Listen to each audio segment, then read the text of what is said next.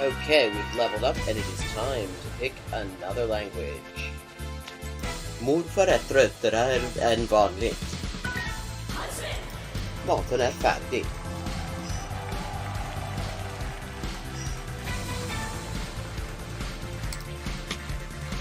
And let's see what we're doing when we get back. Greek! We're doing Greek when we get back. Ben neredeyse her gün okula giderim.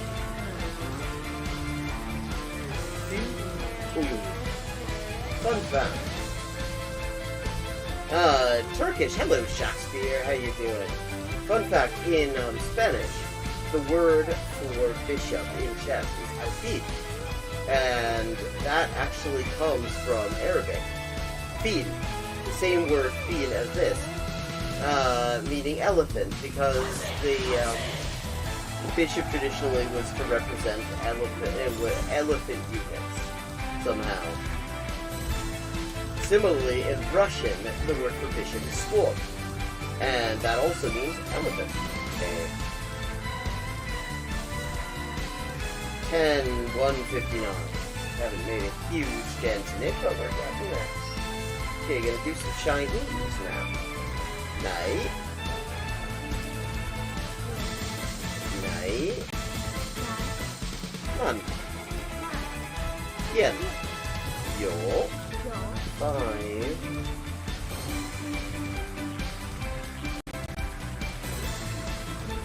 Ducks are drinking wine. Bambas. Bamba. Okay, Bambas is ducks. Okay, I have now leveled up. Let's see what the XP situation is now. 10,340 out of 12,500.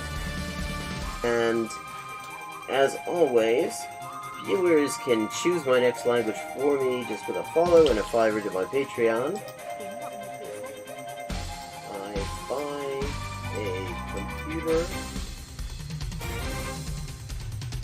Or quack, and here's another example. I like to point these. Hello and welcome to Hyperpolyglotting with Elise, where we're going to be doing things a bit differently this time, but only a little bit.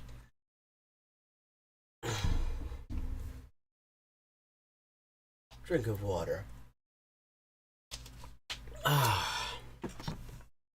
Actually. Let's see. So, Future Multilingual, which is a channel that I would highly recommend following. I was looking, I hadn't heard of them until last night, but they showed up on my Twitter, and so I had a look, and very good stuff, definitely worth watching. So, James has got a video here on why Duolingo doesn't work, and I watched it last night. It's quite good, and I thought it was a good springboard to get some of my own thoughts about Duolingo now that I know it quite a bit better.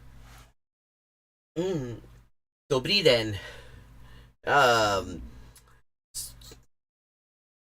Organized. So that's what we're going to start out with.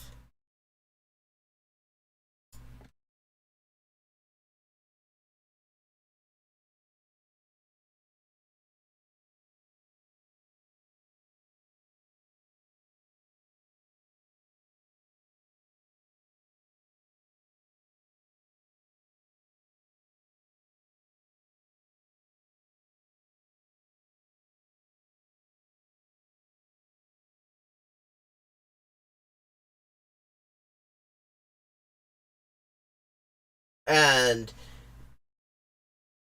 shit. Okay. Desktop sound is not coming through. Hold on a second. Let's...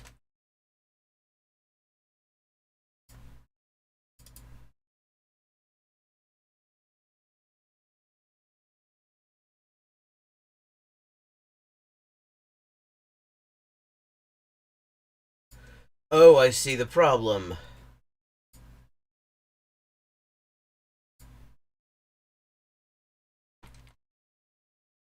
Tell me if this makes a difference.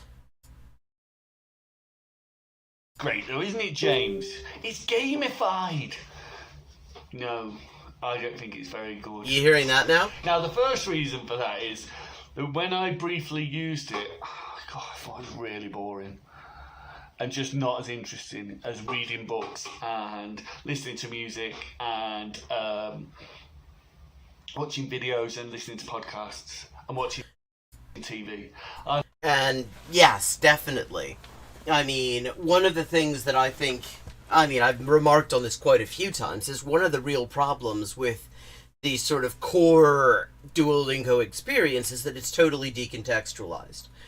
I mean, that makes it less interesting than it could be. And you can see, like, when you look at the stories, how interesting it could be. It also makes it less useful for learning language, because context is everything. Context is a big part of what gets our brain to focus on the language input that it's getting, and also provides the tools to make it comprehensible, provides the points of reference and stuff. So yeah, I mean, okay.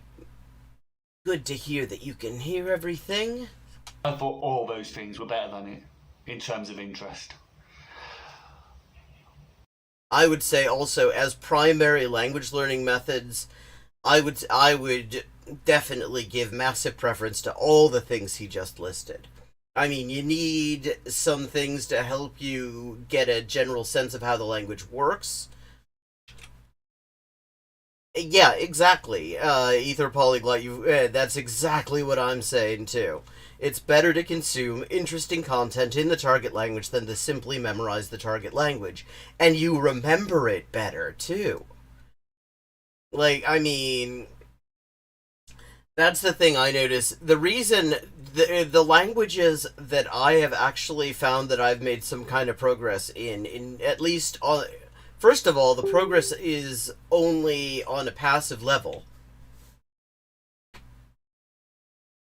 I don't know if it's hello AxT0, and thank you very much for the follow. I have no idea whether I can actually access it actively. That is not a skill that is really developed with Duolingo in the first place. I don't know that you could actually develop it with an app like this at all, to be honest. But the thing is, the only languages where I've seen that kind of progress is languages where I already have the general understanding of how it works, and I'm not having to sort of start from scratch the way I am, for example, in languages like Guarani, for example, and Navajo, where I've got absolutely no, foundation apart from just general knowledge of ways that different languages work. On those, it is such an absolute pain in the ass, because every time I come back to those languages, it's as if I had never done anything in them before. At most, I have, like, vague recall. The only languages where I have any kind of progression that I experiences are languages I already have a fair knowledge of, like Turkish, like Chinese, like, let me see, what else would be another example, like Vietnamese, for example. There I have a progression because then I'm focusing on new things, rather than everything being a new thing. I can't imagine trying to make sense out of Chinese from scratch using this method alone. But what about all the learning people do, James? What about all the learning people do on Duolingo? This is the other thing I found. You were made to feel like you were learning through positive and negative feedback, but within a very short amount of time, you... Oh, hello. Thank you for the follow, Thomas27. Nice to see some new people, and don't be strangers in chat. Always nice to hear people in chat. What we're doing right now, see, on this channel, what I'm doing what I'm usually been doing over the past month is speed running Duolingo. I've been meaning to look at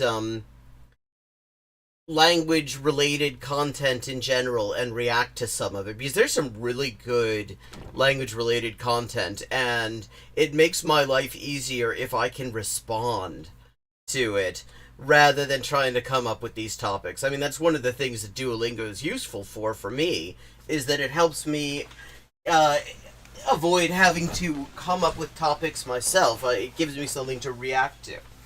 Aside from that, people are anyone who knows that me knows I'm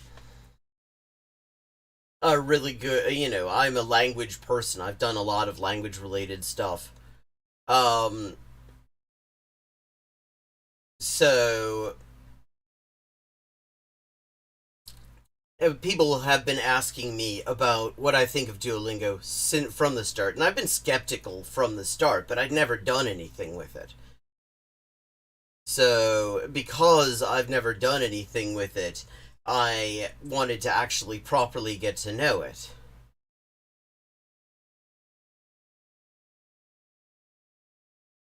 Ah, det är intressant. Kan du förstå det jag säger? You've forgotten it all. Oh, And, I mean, here, what he's saying about, sort of a pseudo learning experience, I think is quite spot on as well, because the most you're doing is a sort of rote memorization with a bit of oh wow, what, 8? My restream is telling me 5. Uh, it is rote memorization with a filter of inductive or deductive more than anything reasoning. But I don't think. Oh well, that's neat. I like 8. So I am very skeptical about exactly what this sort of translates into. I think that for most people, what it's probably going to end up being is the closer the language is to what they're used to, the more likely they are to be able to use it as a springboard. But the way I would use Duolingo, to the extent that I'm using it at all, is as a way to sort of test your progress a little bit, potentially. right, so what's going on? Well, here we are. Error correction week. We're here to talk about Duolingo, and I'm going to talk about its behaviourist aspect and its noticing aspect. The behaviorist bit on here, I mean, he's really spot on there. Yeah, I mean, I think the gamification is one of the things I like the most about it. I I would do this whole thing differently to how they're doing it, but the gamified aspect, I think, is something that can actually is something that I would build on, because I do think that that can be quite fun. I mean, it depends a little bit on what kind of input you're getting other than that, and I would do that all very differently. But yeah, and see, standardized tests, I already have very little. I put very little stock in. Spanish, French, and German, and it gets worse for the languages that are more obscure for English speakers.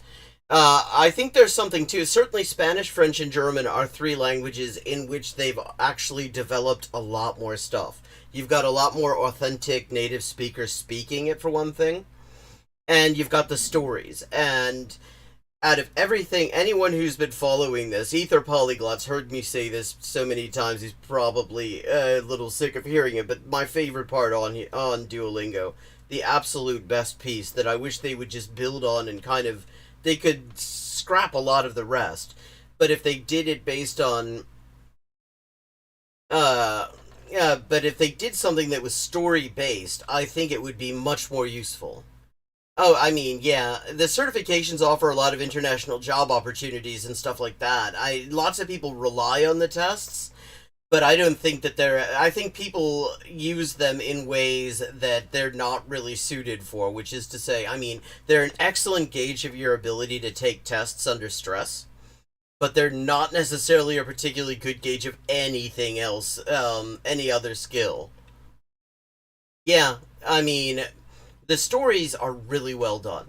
That is, if they just build on that. Yeah, I test really well too. I test really well at things I really suck at too. Like, I took some kind of aptitude test a while ago, and it said that I was really good at mechanical things. Anyone who has seen me do mechanical things would immediately doubt this, but the test said that I was really good at it. Duolingo is modern day behaviorism. He's It gives right. you positive feedback because you get something right, and it gives you negative feedback because you get something wrong. And through that, it creates habits. Yeah, I mean, What do we exactly. This is totally right. And the thing about the negative feedback, the error correction and stuff, he's got another video on this. I mean, and his what is it, Twitter channel, Twitter account is also worth following. Is one of the things that he was talking about, and I've seen this research as well, is there's really no evidence that says that error correction actually makes much of a difference. I mean, there's no evidence that in terms of language learning, correcting people actually makes a real difference. And that there's this whole idea that you hear when you like do seminars on teaching languages and stuff like that about fossilization. It's the big thing that people are worried about. If you don't correct stuff, it's going to get fossilized, and they're always going to do it that way. And the thing is, that turns out not to be a real problem. That turns out there's no real evidence that that is an actual issue. That people learn these things implicitly, and corrections generally don't make a huge difference. we call things that create habits through positive and negative feedback? We call them behaviorism. That's what we call them. And that's what it is. It might be gamified behaviorism, but it's behaviorism. But why is that a problem, James? Why are you worrying about that? To me, a much better test of one's ability in pretty much any living language would be to just be sort of dropped in the middle of a city where that language is used and see how well you can actually get by using that language. Yes, welcome Thomas27. And thank you so much for the follow if I didn't already say so. I mean, to me, the test, I have a pretty high standard I hold myself to from speaking a language.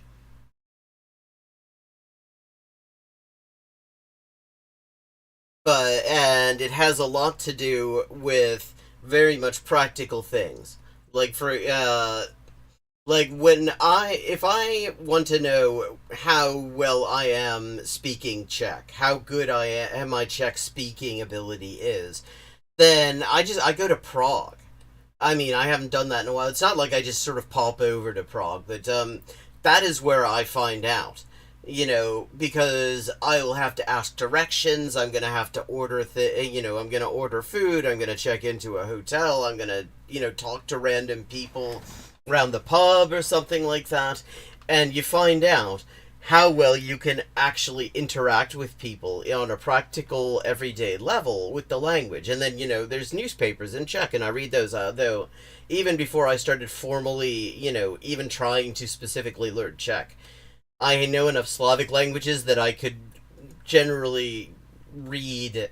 I can pretty much passively read and have a general understanding of what's going on even before I really did anything with Czech, just because there's so many shared roots, and if you have that background, it's pretty easy. But that isn't the same thing with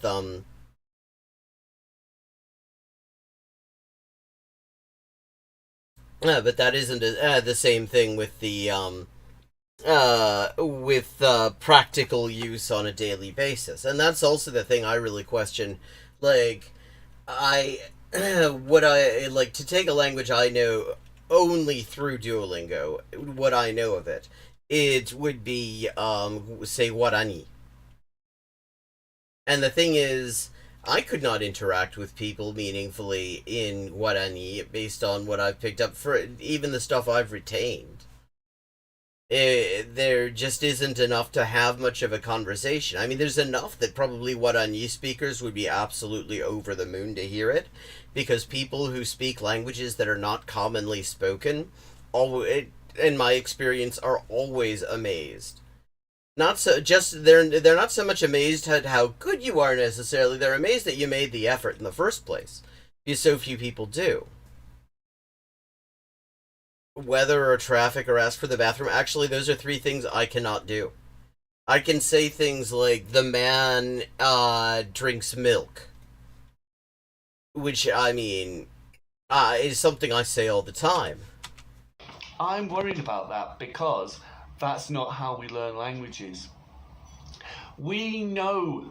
Well, let's have a look at something Duolingo says first, because on their website it claims that Duolingo creates this space for implicit learning. Oh, James, No, why is it that doesn't. important? Well, that's important because that's how we learn languages. We He's watch right. our videos, we listen to people talking in conversation, we read, and the whole time our brain is abstracting and acquiring, without us knowing it, the rules of that language. Yeah. Oh, but James, Totally. It's just a different method. Duolingo, well, it's not implicit learning, so I say it is because Duolingo focuses you on learning things.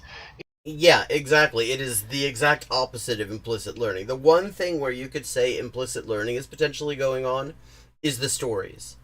Because it's the one thing where you could potentially be focusing on something other than I'm going to learn some words, I'm going to learn some grammar, I'm going to learn a pronunciation or something like that. That's like the one place on there where implicit learning could be happening. And implicit learning, as he says, is really important. Implicit learning is why you can sometimes have the experience, if you've been learning a language and you've been learning it really intensively and learning it well, that you're having a conversation with somebody in your target language and you pop out with a syntactical construction, a grammatical structure, some weird grammar point that you did not ever remember properly learning. And it just kind of comes out, without you even having to think about it. That's what implicit learning is all about. Your brain has been watching all of this and is beginning to make sense. Like, I remember I went in Finland. I've had this experience a lot because not that I've been in Finland a lot, but I've been very short periods in Finland, only a couple of times. But on the other hand, it's a place where the language is one that I've been working on for a long time, on and off, and one that I've never felt all that comfortable in, and I rarely get a chance to speak in.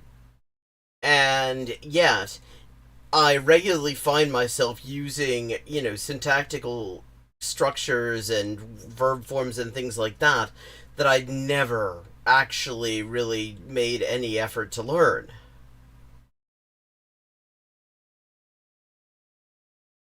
Oh, totally. I mean, and an interesting story, you're going to learn more of the language as well. Because if you have enough of a point of reference that you can make some sense out of what you're seeing, your brain is going to be noticing the stuff, and it's going to be noticing it in ways that it never would if people just said, okay, the way you form the past passive participle in Finland is by adding teen at the end, or something like that. You're just going to notice it, and you're going to sort of realize, and you're going to sort of work out exactly how people are saying it, how it's being written, and then suddenly you find yourself in a situation where you need it, and your brain actually just sort of delivers it up, and it's like, what the fuck just happened? And that's implicit learning. And that is the exact opposite of the whole behaviorist model. And when him bringing up behaviorism reminded me of absolutely one of my favorite Chomsky linguistically rich systems. They are systems so rich that, I mean, we can't even identify everything that's going on necessarily. Implicit learning is when your focus is on meaning and you're acquiring rules. Yes. So it's not implicit learning, and it is a different method. And you might be like, well, people learn things differently, James. See, that is an example. That's the kind of testing that you'd really want, that I would actually feel confident in the results of. You are confronted with a situation where you have to spontaneously be speaking your target language, and oh, wait a second, am I dropping off here?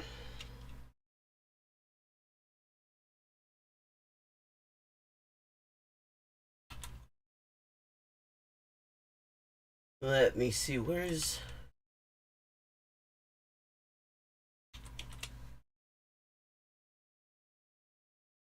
Just making sure that my signal is actually working the way it ought to.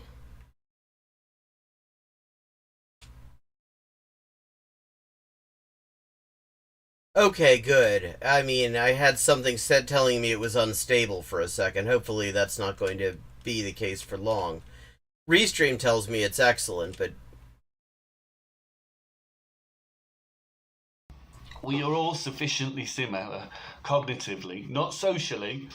We all do different activities in our social groups. Oh, I love it. We acquire languages, but cognitively, we need language input, and we need to give our cognition the chance to abstract the rules.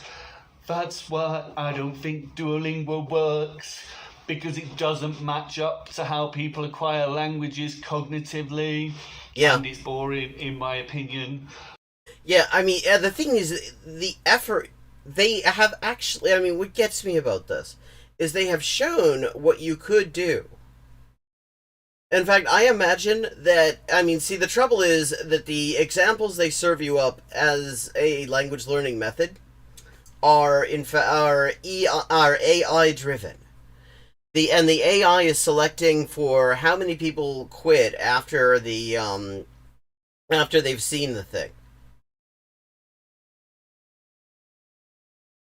And the trouble with that is that doesn't allow context to emerge. I mean, to some extent, our brains are trying to create context always.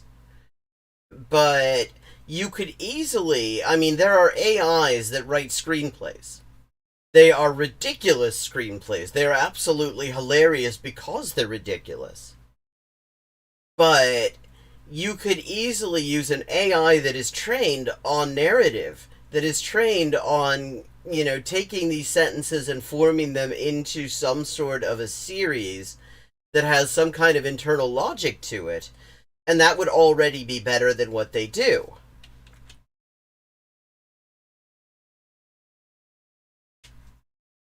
So, what else do they say on their website? Well, they say this, and this is quite telling. After claiming it is implicit learning, it says, this is quote from a teacher on their like little bit of research page. The remembering of when the instant feedback is provided seems to work concretely. However, though it is clear and everything seems to be in the right place, I think it is trying to do the right thing. Look, what's the right thing? The right thing is what people expect, yeah? And what do people expect? They expect positive and negative feedback. Because that's how people think you learn languages. Because that's the shit that they do in school. We've looked at behaviourism, we know it's not. We've looked at language acquisition, we know it's not. So, what else does it say about Duolingo? Well, it claims it trumps university language courses. So it's better than them. Oh, well, gee. If it's better than university... That's like saying that a football side is better than Scunthorpe United. They beat the hell out of the Berrytown under-16s. You should have seen it 3-0. It's like, yeah, that doesn't make them good. That means they suck less. University and school language courses, by and large, suck shit. Because the methods they use are just useless.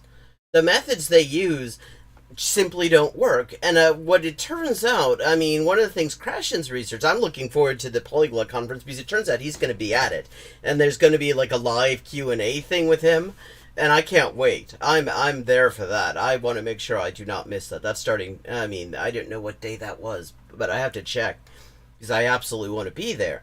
And one of the things he points out, what we thought was this critical period in childhood for language acquisition, what it is that's the only time in your life that nobody is giving you a lot of explicit where you're acquiring a language through actual implicit learning. Because then all the rest of the language learning most people ever, I think it probably does, but at the same time it also introduces them to the experience. Bollocks. I think it also introduces a lot of people to the experience of being discouraged about it. Because it's introducing people to language learning through a method that really is not going to work.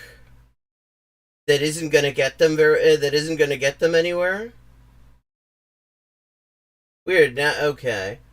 This is really strange.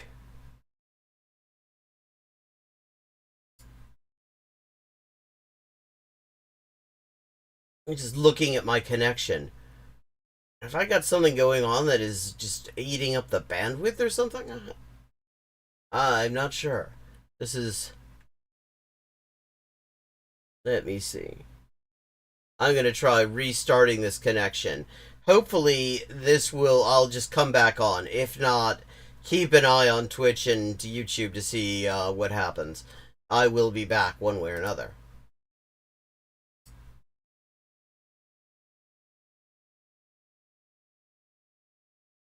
Okay, let's see how that does. Give it a second for people to start coming back. Oh shit, I just realized I have not been recording this.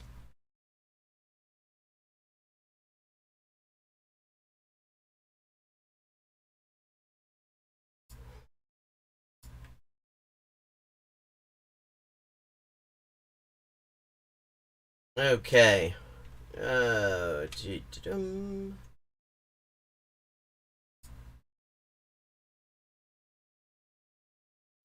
Okay, looks like we're back.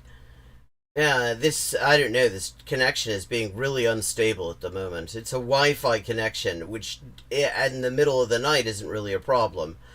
But in the rest of, during the daytime seems to be more of one.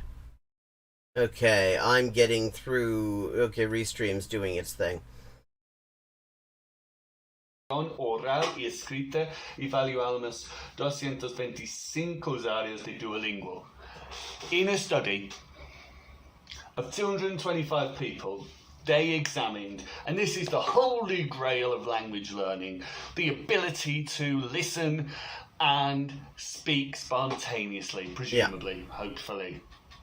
You know? You might be like, well, James, if it's improving, oh my word, it must be. If it's improving those things, it must be. To me, the next is para poder evaluar las habilidades, so that we can evaluate these abilities de nuestros usuarios, of our users. Primero debíamos encontrar un grupo muy específico de ellos. They want to find a specific group of what characteristics do this specific group have? What do they have? Yeah, I mean, and this is a thing, it's worth noting in a lot of the studies that are used to validate methods of language teaching that are used in schools and universities and things like that. This, you always really need to kind of look at the fine print and the sample size and what their metrics are and things like that, because it often turns out it's amazing how small the sample sizes will be and how just pointless the metrics for success often are. But it will often be pointed at, look, it's scientifically validated, and so a very specific group of users, like, yeah, I mean, that's still bigger than the sample size that's used to validate a lot of methods that are currently used in universities in the United States. It says, queríamos evaluar a usuarios de nuestros cursos de español y francés que hubieran completado recientemente. They want to evaluate people who finished recently. Yes. Recently, I mean, and that's... I know where he's going because I've already seen this, but what I'd want to see is what people who finished it 6 months ago are like. I have a conversation in Spanish with them, and they will actually be able to participate in that conversation, or at the very least understand what I'm saying. That to me would be a minimum, because you need to give people time to actually forget, because if they retain it properly, then it's not going away. I mean, absent some kind of brain damage or something like that, it's going to be there and it can be reactivated. But, you know, if it is just that you've memorized some stuff, that can go away very quickly. And to me, this says everything. Because when you memorize things through repetition like this, and you get positive and negative feedback, it gives you a sensation of learning in the moment. But give it a week or so, or 2 weeks. I assume once people finish the course, they continue their learning. Yes, I would hope so. I mean, I would feel... I mean, it seems reasonably likely as well, because if somebody's stuck with Duolingo for that long, and they finished everything that Duolingo has to offer, then I would assume that they're looking for other stuff to work with at that point, because clearly they're pretty committed to working on the language. So that seems reasonable. But of course the question is, out of the stuff that but then if for a study that is specifically trying to validate Duolingo as a language learning method, obviously if they're continuing their learning, then they're continuing it with something else. And then we already get an interfering variable, a confounding variable. You've forgotten it all. When you read and listen, and you let language acquisition happen as it does, in the natural way, as our cognition works, you haven't forgotten it. There's the problem. Yeah. It gives through its behaviourist techniques and its ability to motivate, and it's, well, some people, and it's because they like gamification, which is only good. Ciao, la fornata, come stai? Remember. And it's pushing you to notice specific structures. It creates a feeling of learning. Yeah, I mean, and I would say, again, I think that the one place where that feeling of learning might actually also be connected with actual learning is when somebody's doing other stuff as well. Because, I mean, as an auxiliary, I think it can be very useful. The less you have to rely on Duolingo to understand exactly what the language is doing, the more of that knowledge you can bring in from other sources, I think the better you're going to necessarily do.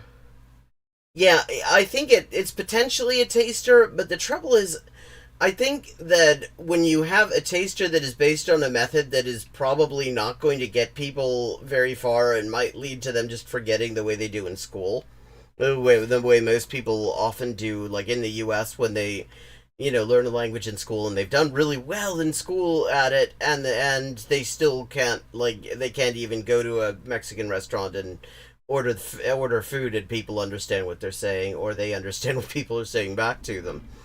I think it would be interesting. One thing I'd be interested in, specifically validating as a way to kind of get dip people's feet, for people to dip their feet in, is how much discouragement happens.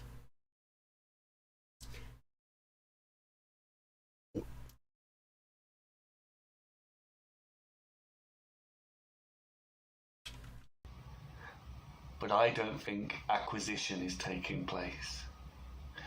this was me. I was talking about Duolingo because we're this week talking about error correction, and I wanted to bring in our two themes so far, behaviorism and noticing. We're going to move later to a study where error correction of writing did nothing. And I'll see you. Oh, please like the video and subscribe to the channel. Bye. Okay, so that was that video. And his thing on error correction is, in general, I have to say what I've seen, I've quite liked. I think he knows what he's on about and does a pretty good job of presenting it as well. Yeah, blunt and childish, there's definitely that aspect in there. But I'm going to take a little bio break. I will be back in just a few minutes, and then we're going to do Japanese through Chinese. At least that's going to be the first thing we do. Quindi tornerò subito e speriamo che il collegamento segua funzionando.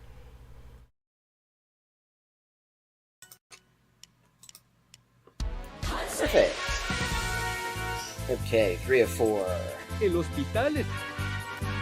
Okay, we've leveled up and it is time to pick another language. Molto tröttare än vanligt. Maten är färdig.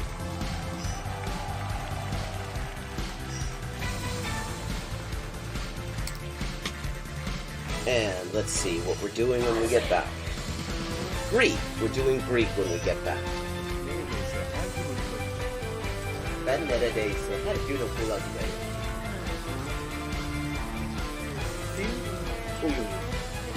Fun fact. Turkish. Hello, Shakespeare. How you doing? Fun fact, in Spanish, the word for bishop in chess is alfil. And that actually comes from Arabic. Fil. The same word fil as this. Meaning elephant, because the bishop traditionally was to represent elephant units somehow. Similarly, in Russian, the word for bishop is squab, and that also means elephant. Okay. 10-159. Haven't made a huge dent in it, but we're getting there. Okay, gonna do some Chinese now. Nej. Nej. Man. Igen. Ja. 5.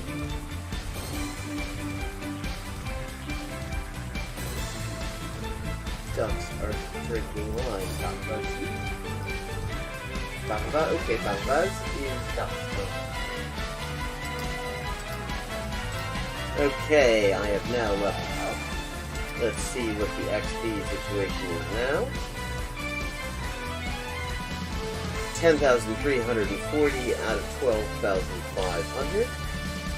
And as always, viewers can choose my next language for me just with a follow and a $5 to my Patreon. I buy a computer or quack, and here's another example. I like to point these out. For this word for or, quack, sound. And I'm back. And now, having talked about it, we're gonna do some of it. I am in second place right now in the Pro League, and we're gonna do some Japanese via Chinese.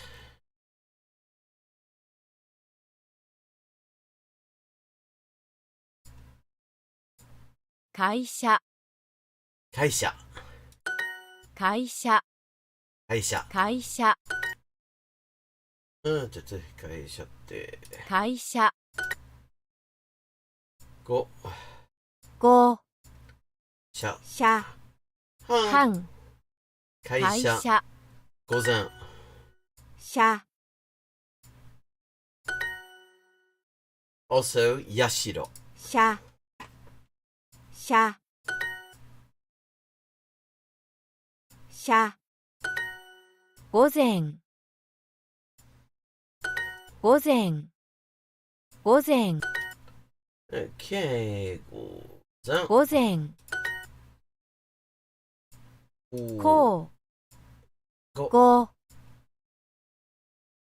午午前しゃしゃ会社ご午後午後午後公司会社会社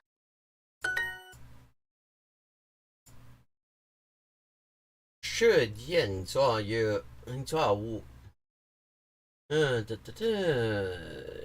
10時頃に出ますねます I or somebody goes to sleep at around 10. 下午3点就要去公司。Okay, so around 3 in the morning, somebody goes to work, goes to their company. Okay, 午前下午 in the afternoon, 下午午後午後3時時頃にに会会社社へへ行行ききま。ます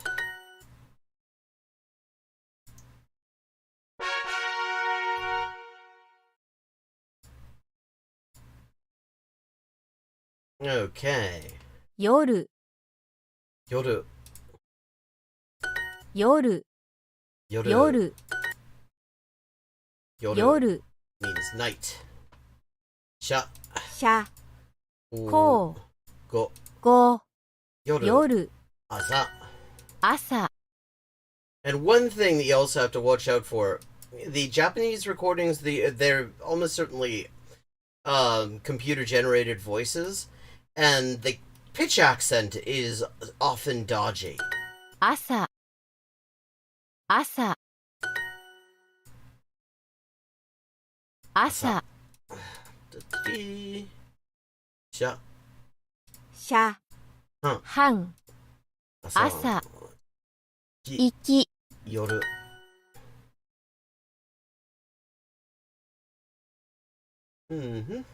夜夜は会社へ行きます。晚上去公司。早上朝朝 morning. 朝は8時に起きます。I get up at 8 in the morning. 早上8点起床。お疲れ様です。See, I mean, that's a weird way. It's お疲れ様です。It's not お疲れ様です。It's お疲れ様です。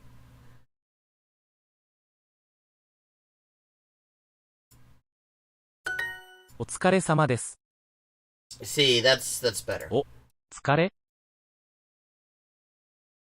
Okay, and here's just a ridiculous way of dividing this. Okay, so because it's an AI dividing these things, it does not understand that sama is also a thing that, yeah, it looks for the smallest unit things can be divided in, and so it says sa, made, su, when it's in fact sama desu. まで、す。今日は元気です Okay, and that was a mispronunciation there. I haven't heard this one. Oh, I get it. I see the problem. Now I understand why the pronunciation is actually dodgier here than it is in English to Japanese. This is all hiragana.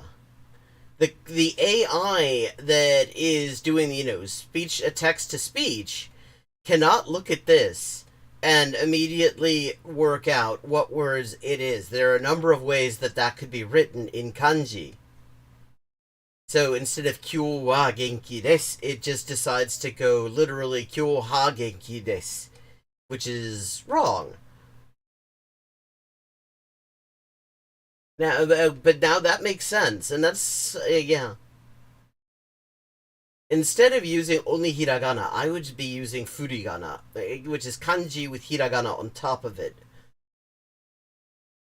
今天很好。今天去学校。今日はどこだ？今日今日学校学校へへ行きます。は Oh shit. Misclick. 明天去公司。明明日日会社にに行き行きます。ます。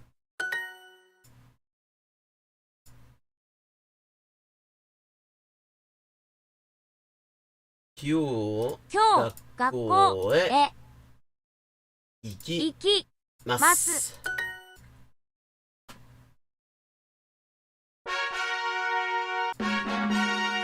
Okay, we have leveled up. And let's see. Have I? Oh, wow. I am just short of 30,000 XP. And now we're going to randomly select a new language. Among other things, I think it's probably more interesting when at least one of the languages involved is something that everybody in chat knows. Okay.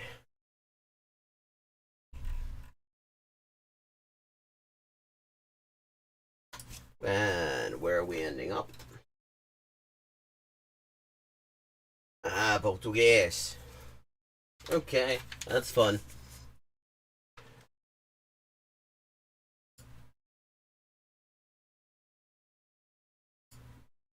Should do some stories in Portuguese.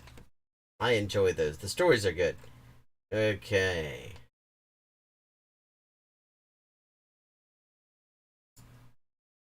Obrigada?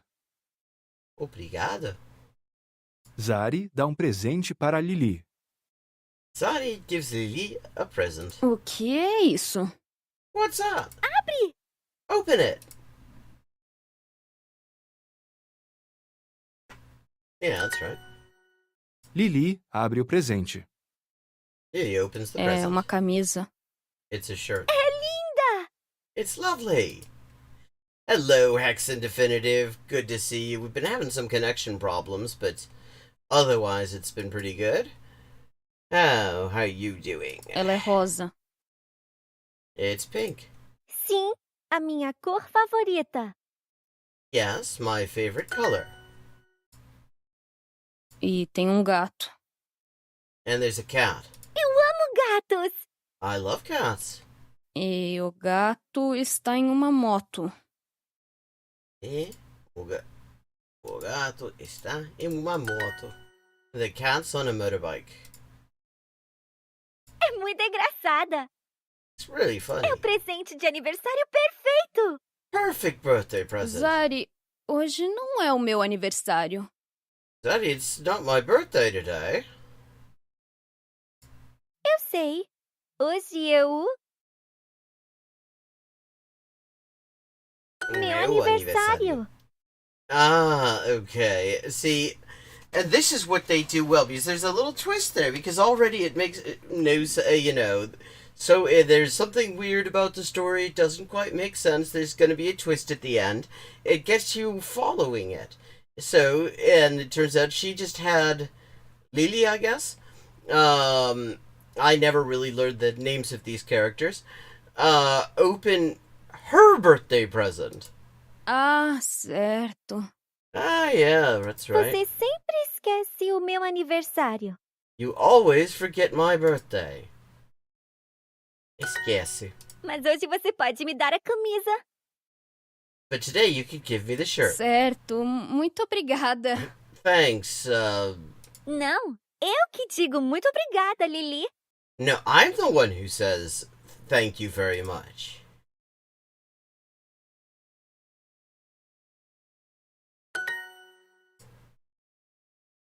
Sempre, hoje, rosa, abre, aniversário.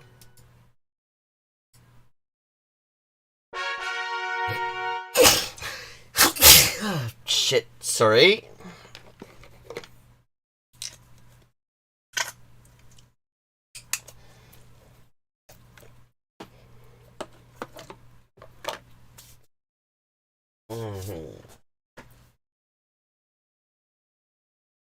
Okay. Gonna do another one.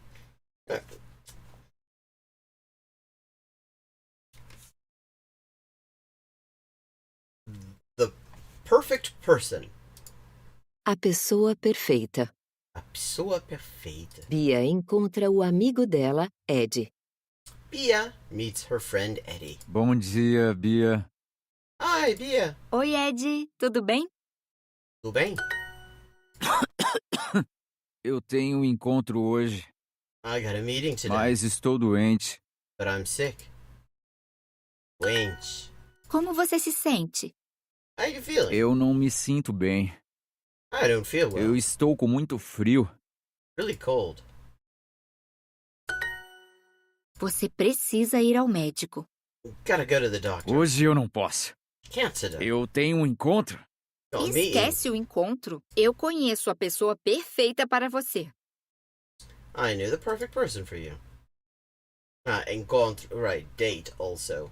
Encontro, meeting, date.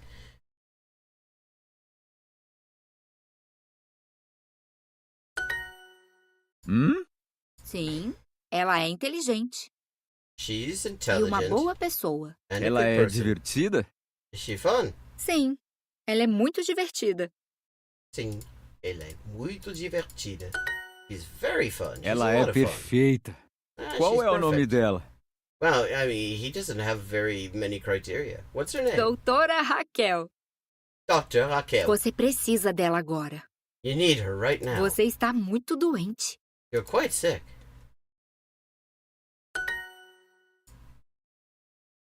Esquece. Encontro. Com muito frio. Como? Divertida.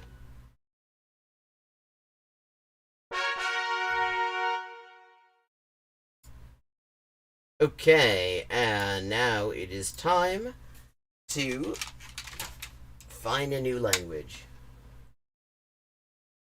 Let's see where we end up, shall we?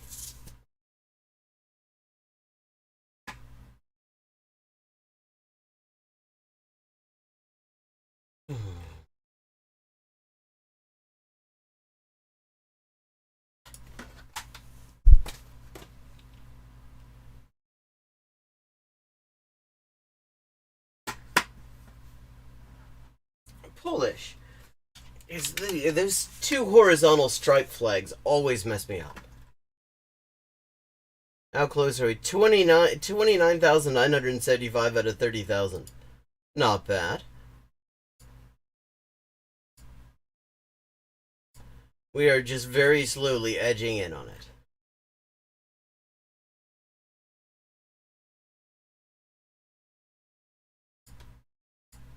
Ja chodzę. I walk. Ja chodzę. Biegam w każdy wtorek. I run every Tuesday. Biegnę do ciebie. I am running to you. Gdzie biegniesz? Where are you running? Gdzie Jadę do biegniesz? mojej mamy. Mojej. I'm going to my mum. Idę na górę. I am going upstairs. Jutro jedziesz do Włoch. Tomorrow you are going to Italy. Jeżdżę do mojej mamy co tydzień. I go to my mum every week. Rzadko biegamy w parku. We rarely run in the park. Rzadko chodzicie do parku. You rarely go to the park. Każdego roku w sierpniu jeździ do Niemiec. Every year in August, she goes to Germany. She goes to Germany. Ona biegnie teraz na lotnisko. She is running to the airport now. Jestem dorosły, nie chodzę już do szkoły. Yeah, this is Polish. I am an adult. I do not go to school anymore. Idziemy teraz do muzeum. We are going to the museum now. Kto jedzie dziś z nami? Who is going with us today? Czy on zawsze biega rano? Czy on Zawsze. bardzo No. zawsze biega rano? Za miesiąc idę do szkoły. Yes, Polish Jordy. Za miesiąc idę do szkoły. I am going to school in a month. Rzadko biegamy w parku. We rarely run in the park. I don't know what I must have clicked on when I did that the last time, because it marked me wrong even though I thought I was clicking everything exactly as I just did. Pingwiny nie latają. Penguins do not fly. Ten mężczyzna niesie 3 pudełka. This man is carrying 3 boxes. Niosę ciężki telewizor. I am carrying a heavy television. Dziś płyniemy na północ. Today we are sailing. Oh, today we are sandwiches. Sailing north. Jutro płyniemy do Wielkiej Brytanii. Jutro płyniemy Nimi. do Wielkiej Brytanii. Inadvisable. Dziś lecą do Francji. Today they are flying to France. Często nosisz kanapki do pracy? Do you often carry sandwiches to work? Mój tata zawsze nosi w plecaku mapę. My father, my dad, always carries a map in his backpack. Często tu pływasz? Do you swim here often? Pingwini nie latają. Pływam w każdy piątek. Dziś one lecą do... Dziś lecą do Francji. I'm carrying a heavy television set. Niosę ciężki telewizor. Our neighbors rarely swim in the swimming pool. Nasi sąsiedzi rzadko pływają w basenie. I thought I was doing valleys. These women are carrying 5 glasses. Te kobiety niosą 5 szklanek.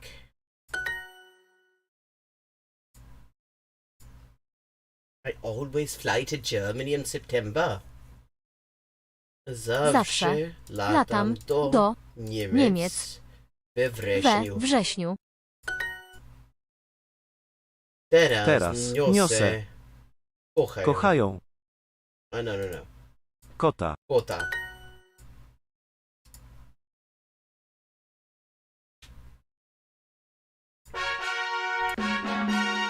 Okay, we've leveled up. And get a legendarize on this. Często chodzimy do muzeum. Często chodzimy do do muzeum. muzeum. Gdzie biegniesz? Where are you running? Czy on zawsze biega rano? Czy Czy on zawsze biega rano? Jadę do mojej mamy. I run to my mom.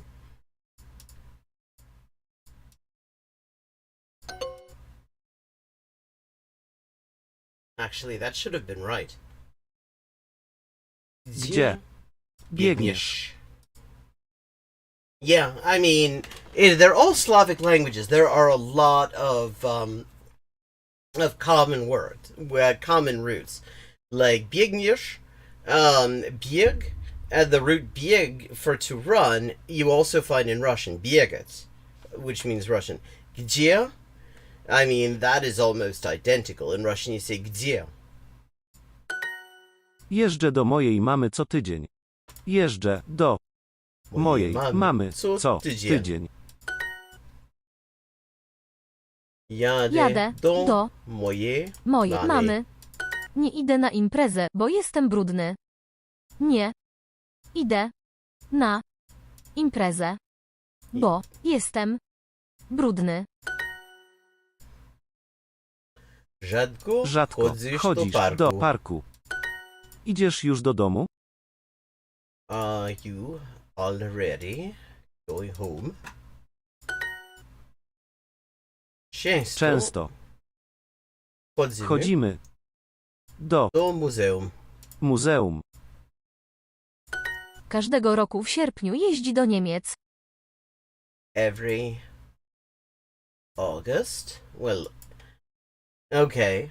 Well, let's test it out. Every August would also be, well, I mean, we're trying to be literal, but every August would also be correct, really.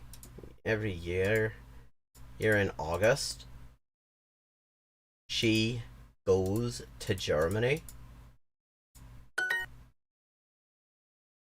Kto dziś jedzie z nami?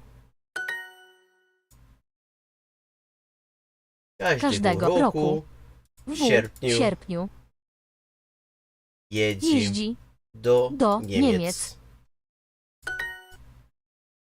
Biegam w każdy wtorek. Idziemy teraz do muzeum.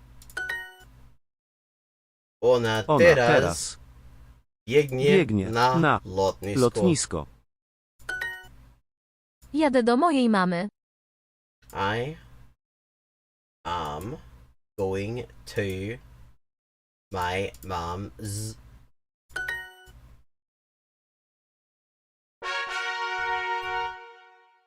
And there we go. Achievement unlocked. 30,000 XP. Niosę ciężki telewizor.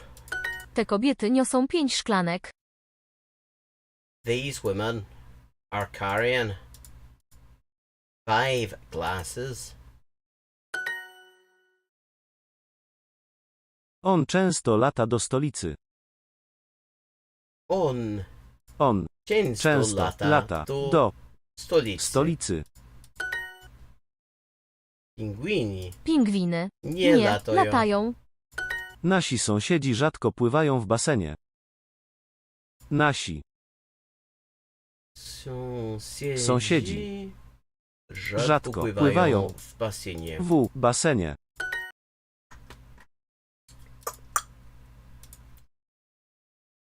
On niesie żółwia. Często nosisz kanapki do pracy? Często nosisz kanapki do pracy. Put a little bookmark in chat since I can't see the whole window, so I can tell when I've got new messages. Dziś lecą do Francji. Zawsze latam do Niemiec we wrześniu. Zawsze latam do Niemiec we wrześniu. Niosę ciężki telewizor. I am carrying a heavy television set. Często. Nosicie kanapki do pracy. do pracy. Dziś płyniemy na północ. Today we are sailing. Oh. We are sailing north. Pływam w każdy piątek. Pływam w każdy piątek. Jutro Płyniemy do Wielkiej Wielkiej Brytanii. which remains inadvisable. Nie niosę koca. I am not carrying.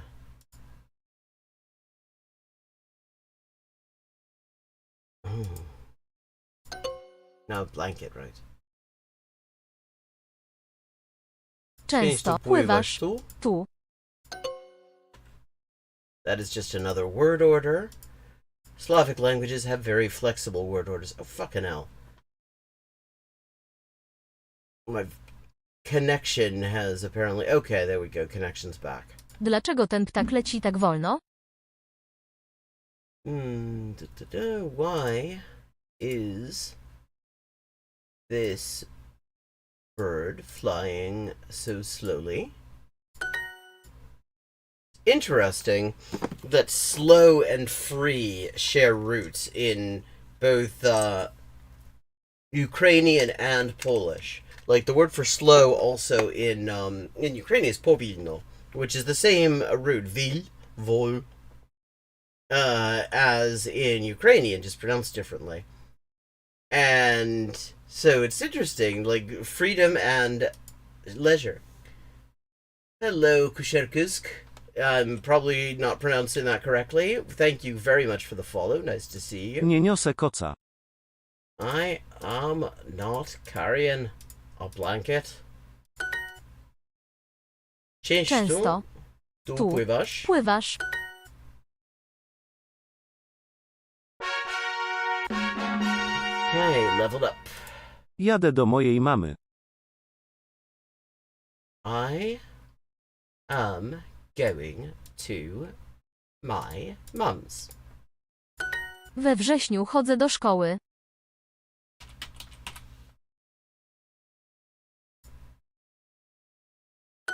Jutro jedziesz do Włoch. Tomorrow you are going to Italy. Chodzę do szkoły.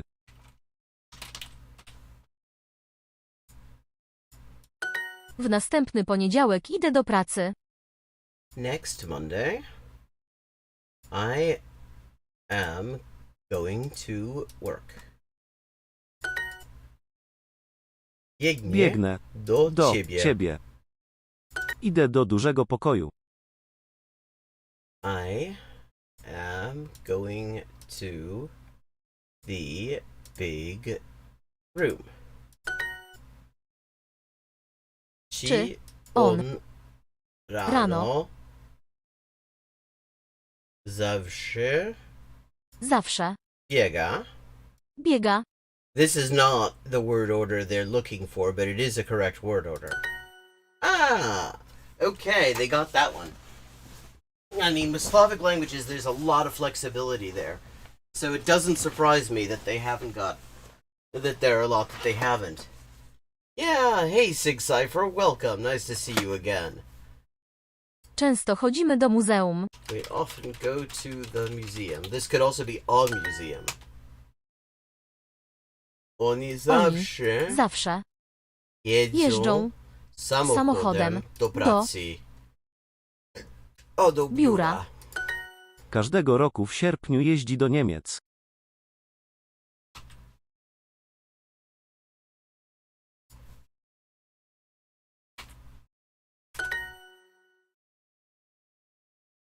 Ona biegnie teraz na lotnisko.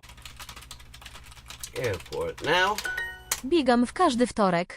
I run every Tuesday. Wtorek, there's another one that it should be kind of familiar for Russian speakers because Tuesday in Russian is wtornik. Ona Teraz biegnie Na lotnisko. Oni zawsze jeżdżą do biura samochodem.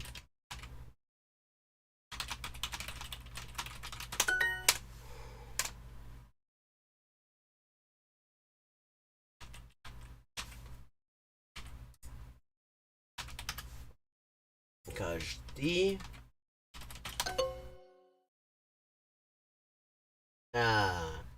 W każdy. Biegam. Tu zjeść.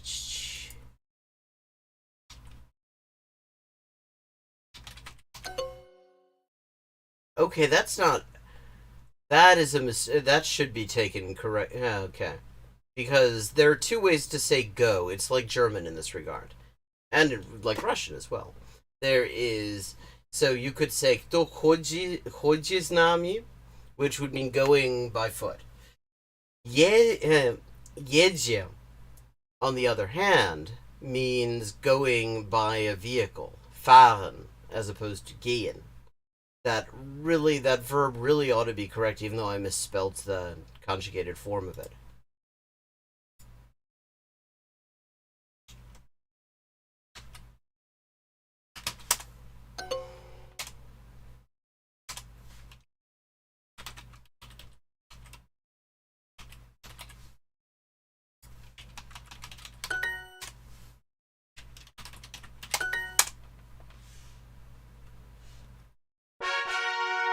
Pływam w każdy piątek. I swim every Friday. Yeah.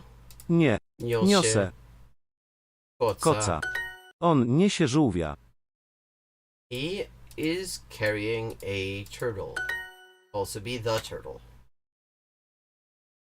Często. Nosicie kanapki do pracy. Te kobiety niosą 5 szklanek. Pingwiny nie latają. Penguins do not fly. Zawsze latam do Niemiec we wrześniu. Gdzie teraz płyniecie? Where are you sailing now? Mój tata zawsze nosi w plecaku mapę. Lecę jutro do Stanów Zjednoczonych. Tomorrow I am flying to the US. Zawsze latam do Niemiec do Niemiec we wrześniu. Ten mężczyzna niesie 3 pudełka.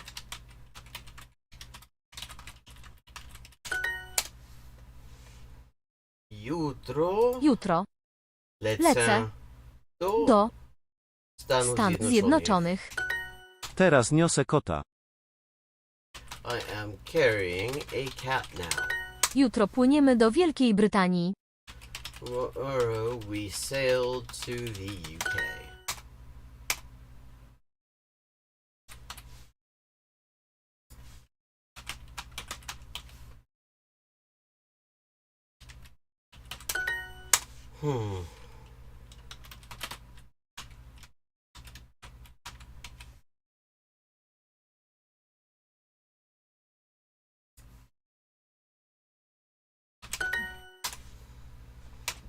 Okay, perfect.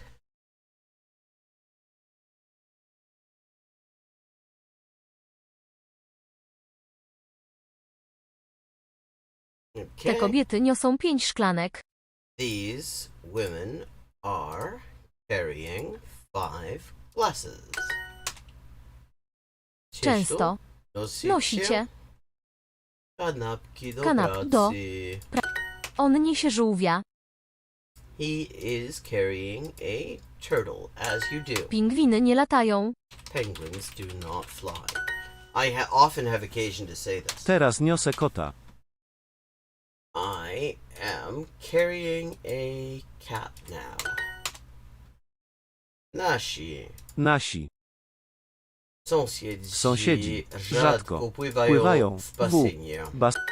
Dziś lecą do Francji. On często lata do stolicy. He often flies to the capital. Ten mężczyzna niesie 3 pudełka.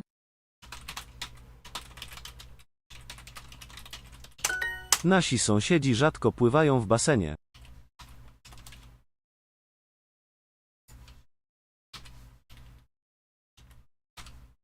Pływają? Lecę jutro do Stanów Zjednoczonych. Flying to the US. Gdzie teraz płyniecie?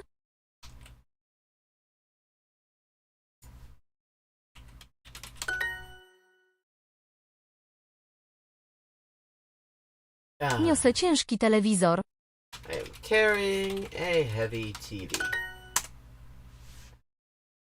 Jutro lecę do Stanów Zjednoczonych.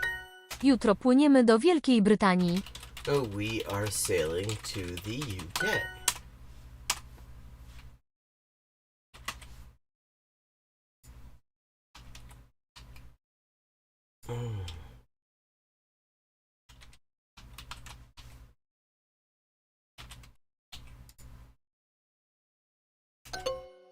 Na północ. Na północ, okej. Mój tata zawsze nosi jak to się...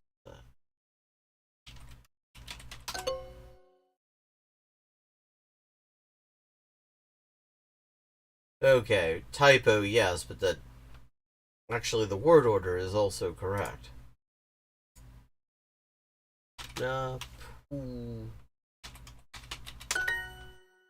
Pay attention to the... Well, I would pay attention to the accents, but you didn't give me an option to write them, did you?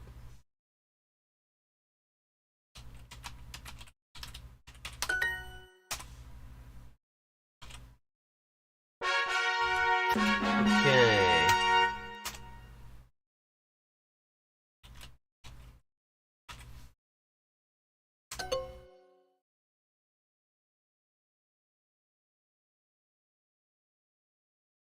Rzadko chodzisz do parku. Jadę do mojej mamy. Biegnę do ciebie.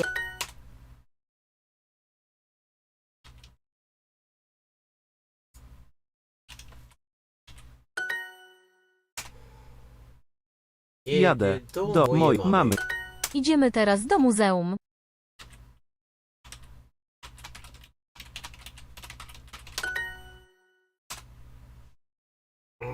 Biegam w każdy wtorek. Rzadko chodzicie do parku.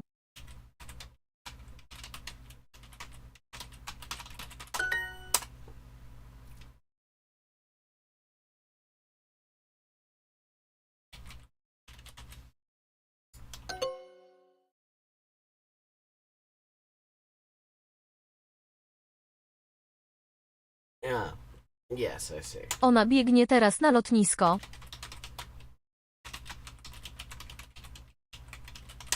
Idziesz już do domu?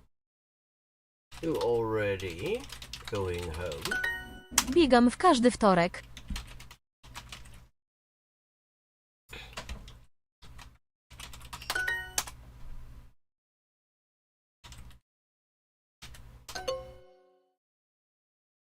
See, here's an example.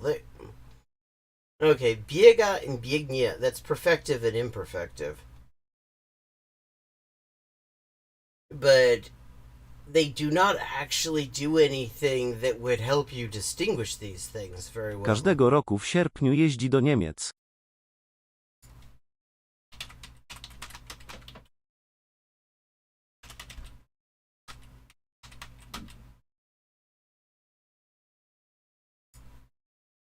Każdego roku w sierpniu jeździ do Niemiec.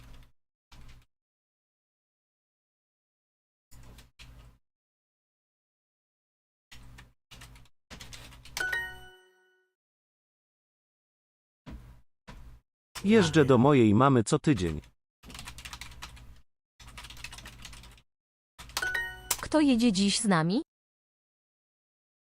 Kto jedzie dziś z nami? Kto jedzie dziś z nami?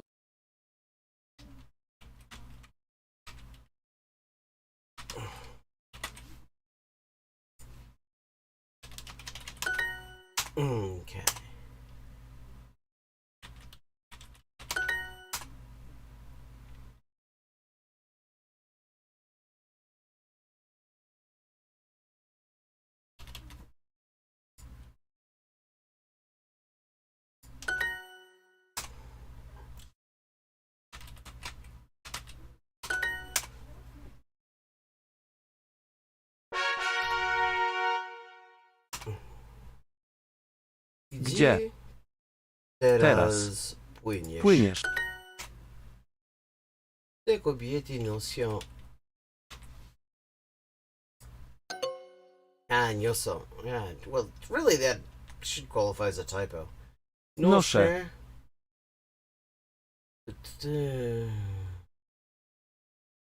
Torebkę. Ciężką. Do. Do pracy. Obiad pracy.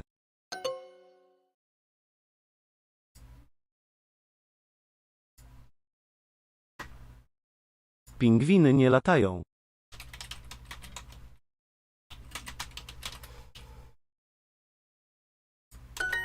Nasi sąsiedzi rzadko pływają w basenie. Our neighbors rarely swim in the pool. Teraz niosę kota.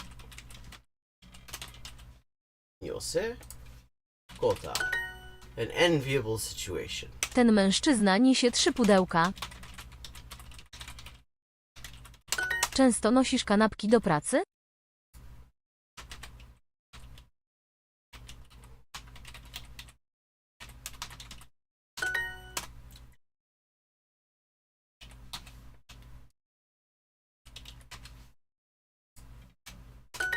Lecę jutro do Stanów Zjednoczonych. I am flying to the US. Dziś lecą do Francji.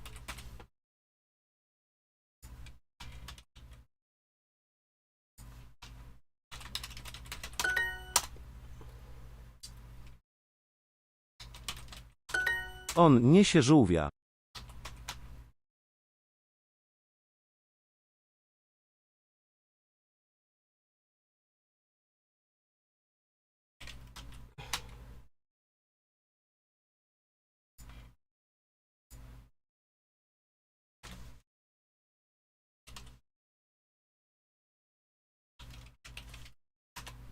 Niosę ciężki telewizor. I'm carrying a heavy TV. Często tu pływasz?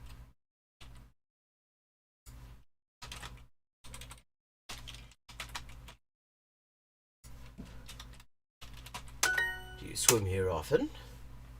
Jutro lecę do do Stanów Stanów Zjednoczonych. Dziś płyniemy na północ.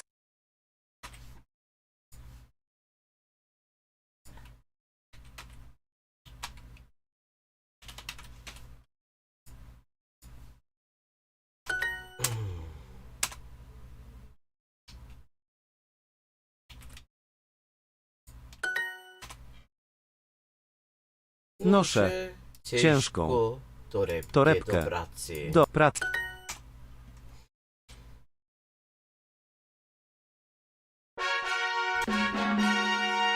Okay. Time to switch languages.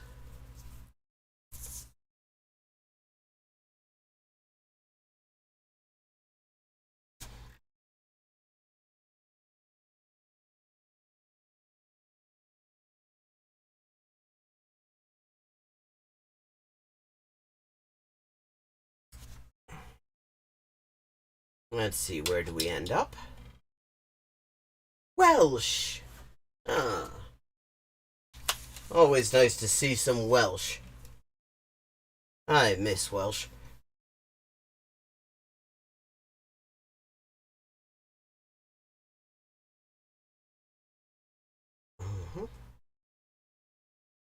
Amser. Hanner awr wedi 9.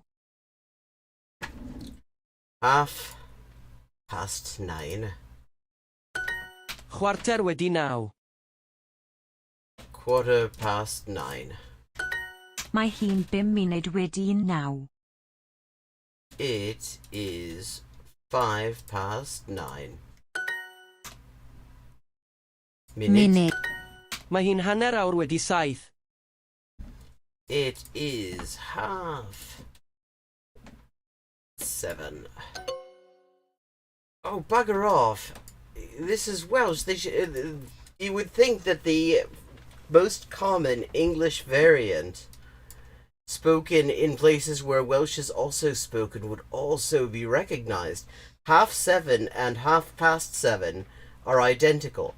And this is very confusing to people who are either learning German or learning English as German speakers, because they also have word for word half plus number, but it means the exact opposite. Mae'r trên yn dod am 5 munud wedi 5. Mae. Tren. Yn. Dod. 5. Munud. Wedi. Mae'r trên yn dod am 5 munud wedi 5. Am. Dim. Munud wedi 5. Chwarter wedi 7. Quarter past 7. Mae'r tren yn mynd am chwarter I 3 heddiw. The train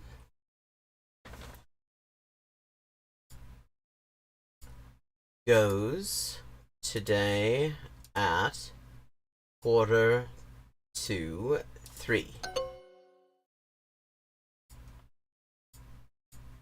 Gwnaeth I godi am 9 o'r gloch ddoe. She got up at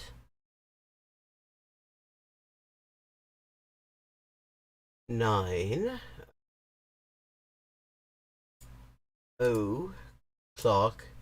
yesterday. Faint o'r gloch ydy hi rwan? What time is it now? Now, in South Wales, what you'll hear is faint o'r gloch ydy hi nawr. Rwan is North Wales. Mae Dewi'n mynd I gerdded am awr heddiw. Dewi is going to walk for an hour today. Hour. Chwarter wedi 1. 1:15 Hour. Awr.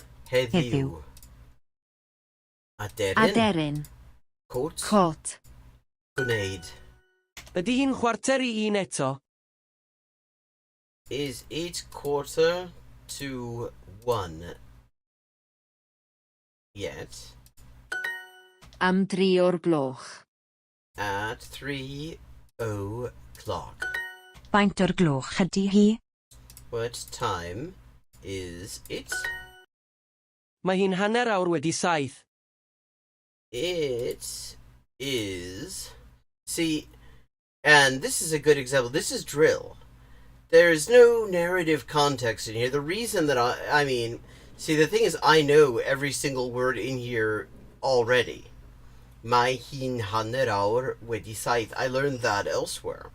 If I mean, I've had the experience in other languages where I've learned nothing outside of Duolingo, and it's actually kind of discouraging because, you know, you do this drill and you get used to it, and then, you know, you think about something else for 5 minutes and you've lost it. I mean, like, coming up with a narrative context where you throw these things in would be just so much more effective and more enjoyable. Mae hi'n hanner awr wedi 7. It is half. Okay, let's see. It should accept 7:30. Fuck off. Mae'r tren yn mynd am chwarter I 3 heddiw. The train goes at 2:45 today. Mae hi'n hanner awr wedi 7. It is 7:30.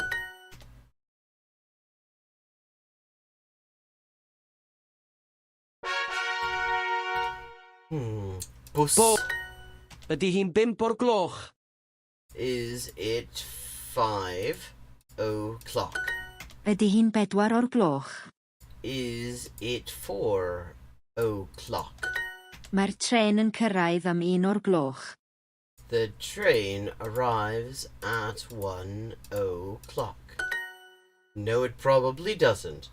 Chances are the train arrives at about 1:30. Because there's a sheep on the line. Cyrraedd. Cyrraedd. Mae hi'n 5 o'r gloch. It is 5:00. Ydy hi'n 5 munud wedi 7? Is it 7:05? Mae'r bws yn mynd am 6 munud i 4. The bus goes at 6:04. 6 munud i 8. 6 to 8. That is a way that people express time, of course. I mean, people are always say, "Oh, it's 6 to 8. It's 6." It's yeah. You'd say. Ydy hi'n 6 munud i 9? Ydy. Un 6 munud i 9. 9. Mae'r tren yn mynd am 4 o'r gloch. The train goes at 4:00. Bws. Nyrs. Bws. Bws.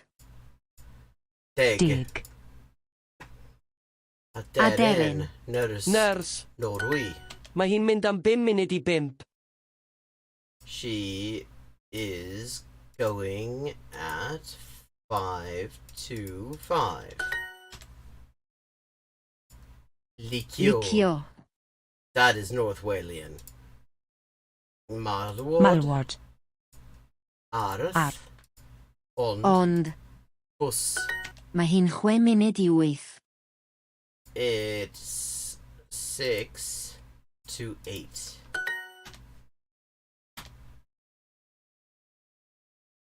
Mae nhw wedi cyrraedd. Ydy hi'n Ydy 5 munud munud wedi wedi 7. 7.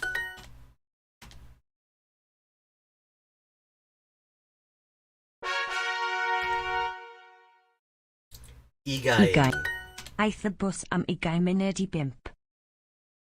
The bus went at 20 to 5. Mae hi'n hanner dydd. It is midday. Mae hi'n hanner nos. It is midnight. Mae hi'n 10 o'r gloch. It is 10 o'clock. Am faint o'r gloch dych chi'n codi? What time do you get up? Dydy'r bws ddim yn mynd am 5 munud ar 20 wedi 9 heddiw. The bus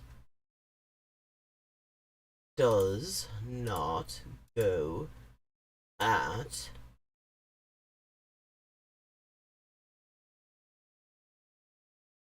9:25 today.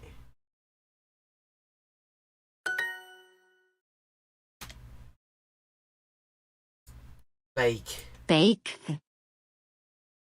Heilog. Heilog. Do. Do. Ugain. Cymraeg. Ydy hi'n hanner nos eto? Is it midnight yet? Mae hi'n 5 munud ar 20 wedi hanner nos. Mae 5 munud ar 20 wedi. Mae hi'n 5 munud ar 20 wedi hanner nos. Hanner. No. Mae'r bws yn cyrraedd am hanner dydd. The bus arrives at midday. Ydy'r siop yn cau am hanner dydd? Is the shop closing at midday? Mi wnaethoch chi godi am 10 o'r gloch ddoe. You got up at 10 o'clock yesterday. Am 10 munud i 3. At 10 to 3. Am faint o'r gloch dych chi'n mynd allan? At what time are you going out?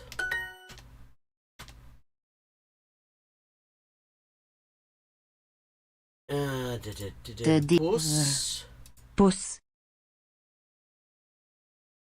Ddim. Yn. Mynd.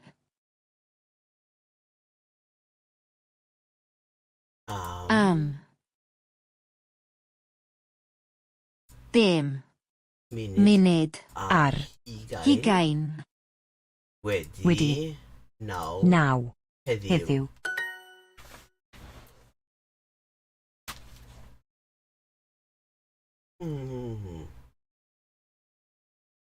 Am. Faint o'r gloch dych chi'n codi? Codi.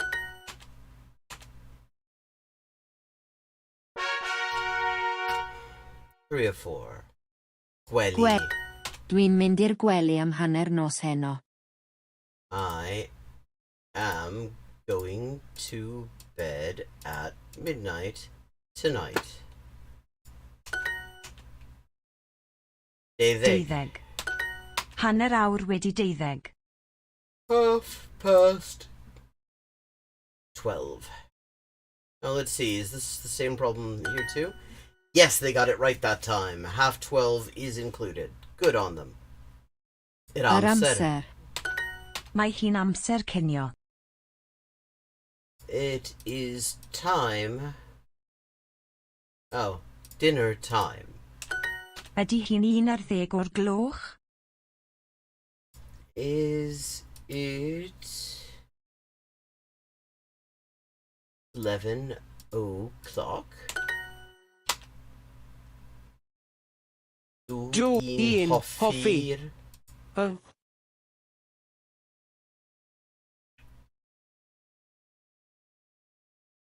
Wel, I teledu. Bresi. A hwyaden is dark. Ydy hi'n 12 o'r gloch? Is it 12 o'clock? Mae'r bws yn cyrraedd am 12. Mae bws yn cyrraedd am 12. Oh shit, I forgot. Chwarter wedi 12. Quarter past 12. Dwi'n gweithio yn y swyddfa tan 12 o'r gloch. I am working in the office until 12 o'clock. Tan. Dwi'n gweithio tan 11 o'r gloch heno. I am working until 11 o'clock this evening. Tates. Tate. Now. Naw. Yma. Yma. Buwch. Gwely. Wyt ti'n gweithio tan hanner nos eto? Are you working until midnight? Again. Skirt. Cert. Amser. Amser. Aros. Aros. Tynnu. Tynnu. Cylch. Dwi'n mynd adre am 11 o'r gloch. I am going home at 11 o'clock. Un hoffi. Hwyaden. Mae'r bws yn cyrraedd am 12. Mae bws yn cyrraedd am 12.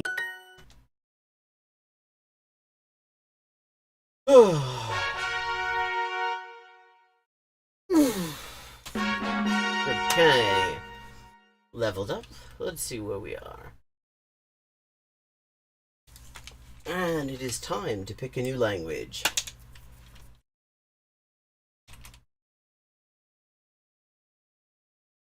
Oh wow, wait a second.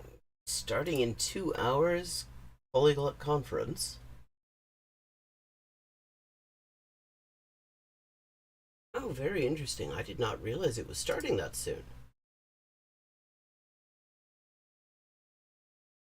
Oh, wait a second. Let's see. 2 hours is... Okay, yeah. Okay, that makes sense, actually, time zone-wise, since the organizer's in Britain. Right. In any case, it is time for us to find another language.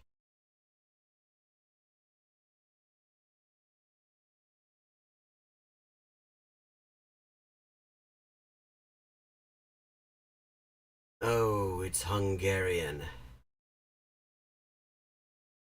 Hungarian, of course, I find is a pain in the ass.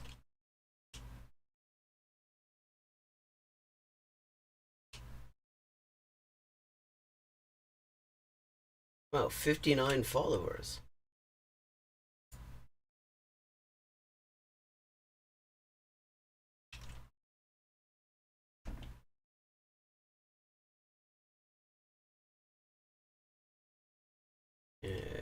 Windows organized.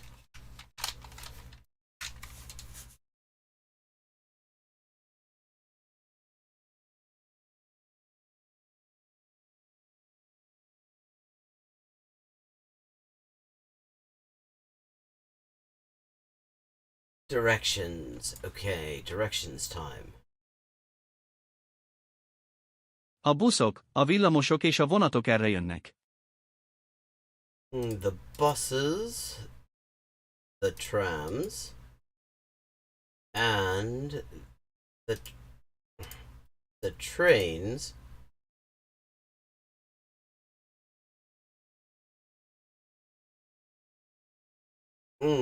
come erre jönnek. I guess in this direction? So literally, that just means to this. Merre mész? Which way are you going? Merről fordulnak be azok az autók? Merről fordulnak be azok az autók?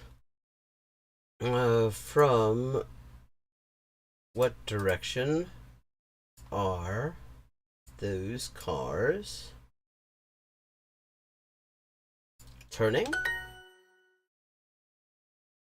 Wait, from what direction are those cars turning in is another correct solution?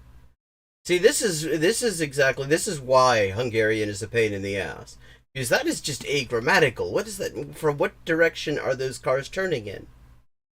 I mean, either they're turning in a direction, or they're turning from a direction.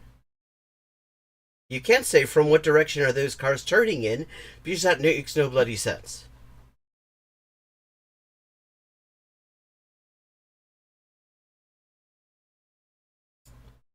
I wish they had, for something else, a free text entry field here. Because that's just, that phrase is nonsense.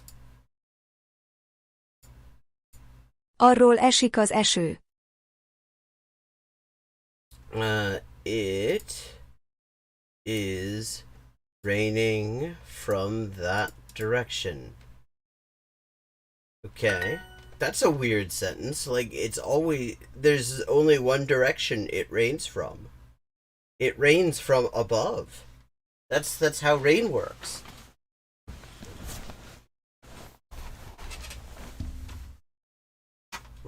Rain always comes from one specific direction, namely up there. A madarak arra repülnek, de mi nem. Okay, birds fly in that direction, but we do not.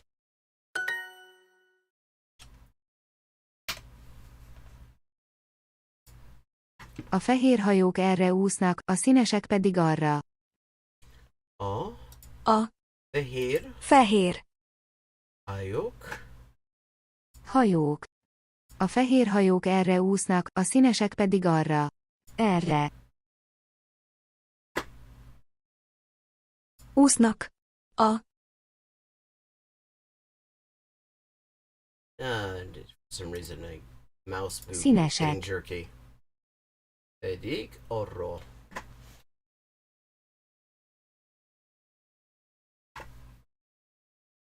pedig Arra. Az a tigris erre jön. Is that tiger coming in this direction? Merről jön a vonat? Erről vagy arról? From what direction does the train come? This way or that way?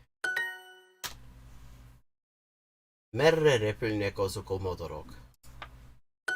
Autók és buszok is jönnek erről.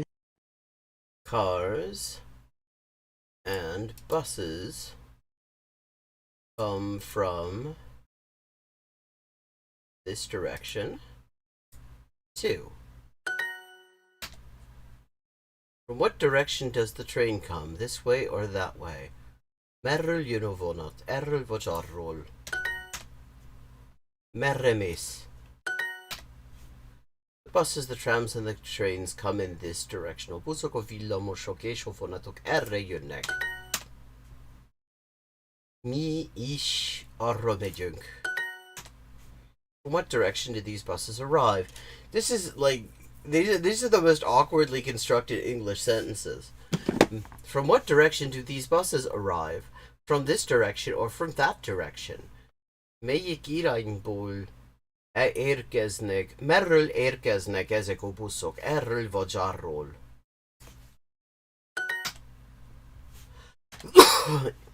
In what direction? Merre mennek?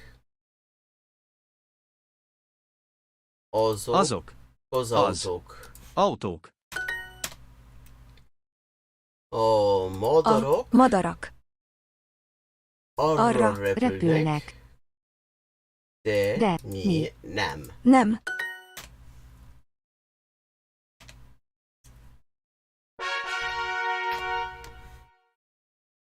Szél. A medve e felé az erdő felé fut. A medve e felé az erdő felé fut. The bear runs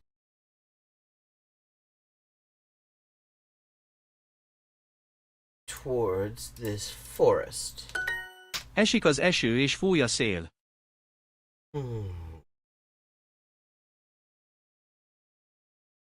It is raining and the wind is blowing. 3 irányból érkeznek ide külföldiek.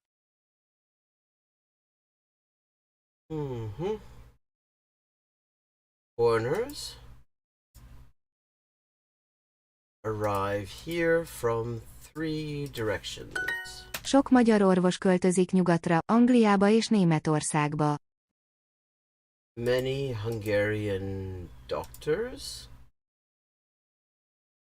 move to the west, to England and Germany. Melyik a helyes irány?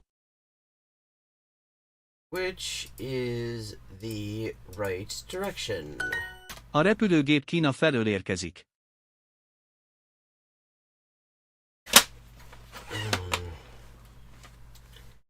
The aeroplane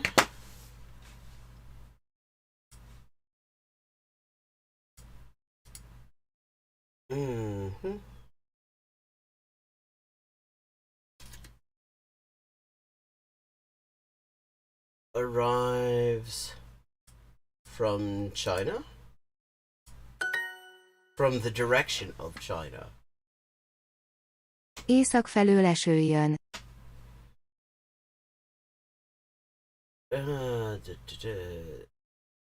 Rain is coming from the Észak? North, is that? Okay.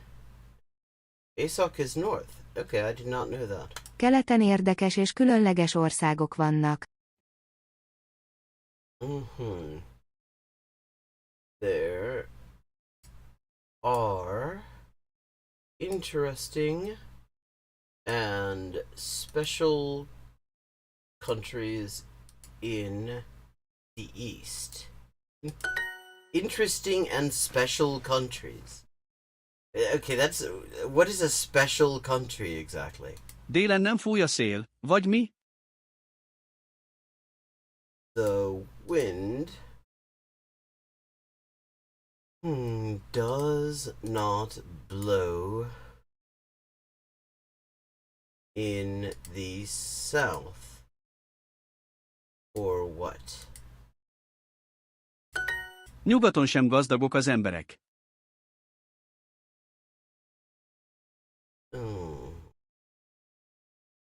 People are not rich in the West either.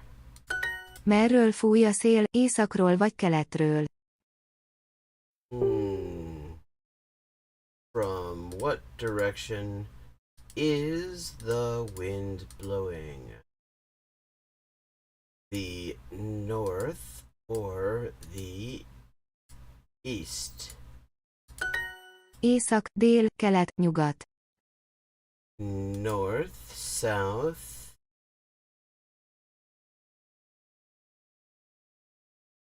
east, west. Délre költözöm, Ausztráliába. Délre, Ausztrália. A város felé sok piros és zöld autó halad. Okay, a város felé sok piros és zöld autó halad.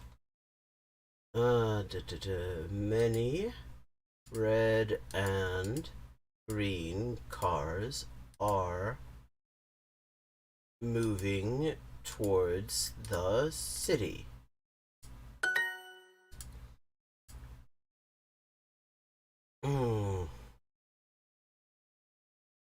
Észak. Felől. Jön. Eső.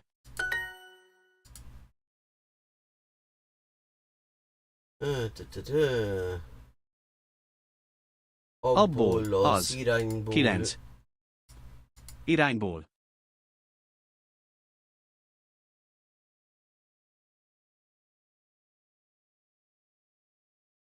Fut. És 9. 60. 60. No. Kutya.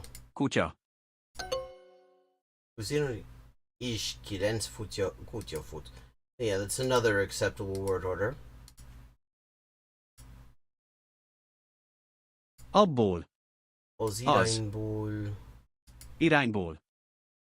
Is. 9. Kutya. Is. Fut.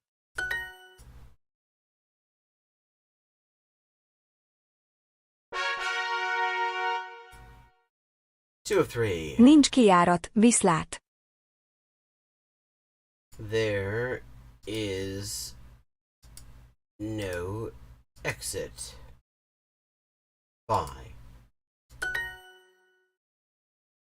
That's random. Kiszállunk a liftből. We get off. We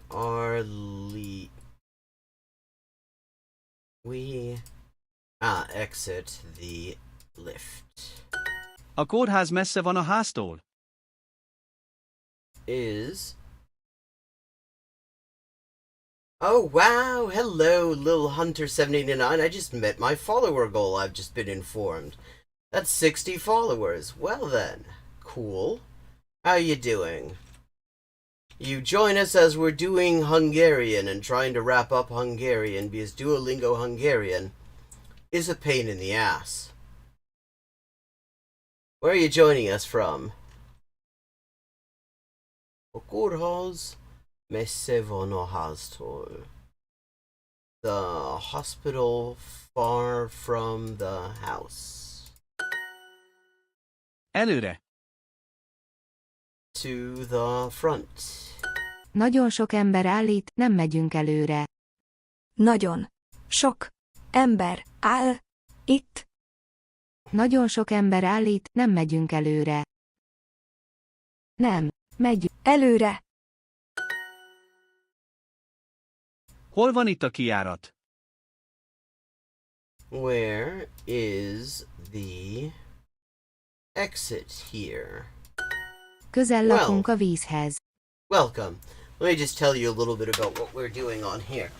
See, I'm speedrunning Duolingo, which I'm doing mostly as a way to just get to know it, and also as a way to sort of generate language-related content, because I have trouble coming up with topics just sort of out of nowhere. But with Duolingo, I often find that the topics sort of present themselves. Also, earlier we were looking at a video, a commentary from Future Multilinguals, which is a great YouTube channel, definitely worth following, talking about some of the problems with using Duolingo as a language learning method, which I tend to agree entirely with. I think it is something that is not bad as a supplement to, but this should not really be the main way that a person learns a language. We live close to the water. Bemegyünk a bejáraton, leülünk egy székre és beszélgetünk. We go in through the entrance, sit down and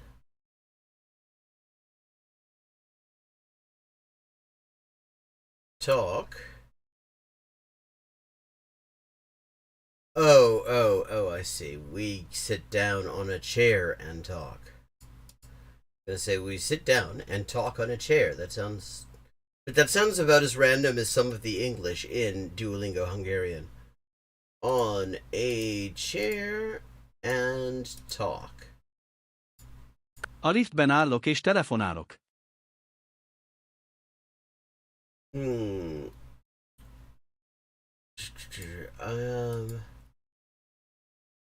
Oh no.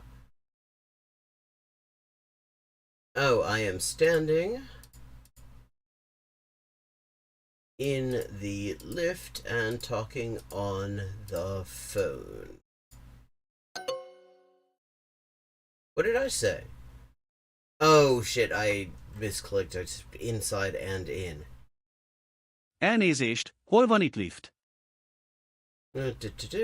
Excuse me, where is an elevator here? Azok a sofőrök nagyon messziről érkeznek ide. Those drivers arrive from very far away, I think. Yeah. Hátra megyünk, azok mögé a házak mögé. We go to hátra megyünk, azok mögé a házak mögé.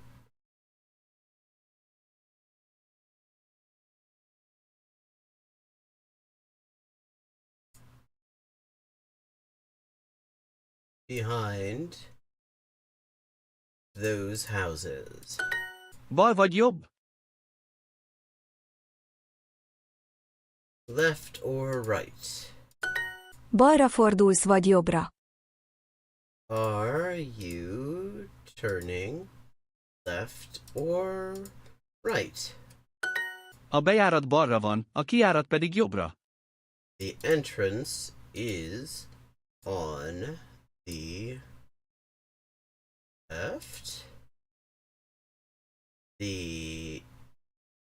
And the exit is on the right. Okay, bejárat, kijárat. See, be means like into, ki means out of, járat being a place where one goes. Elnézést, közel vannak ezek az üzletek. Excuse me. Are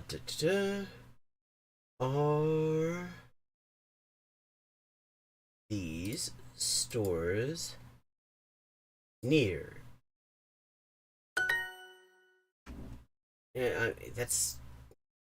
Are these stores nearby? Are these stores near here? Are these stores near? Is just weird. A Margit-sziget messze van innen. Margaret Island. Oh, no. Is Margaret Island far from here? A liftben állok és telefonálok. I am standing in the elevator and talking on the phone. A liftben állok és telefonálok. What I misclick this time? I am standing in the elevator and talking on the phone. As far as I know, that's where I clicked last time, but clearly I did not.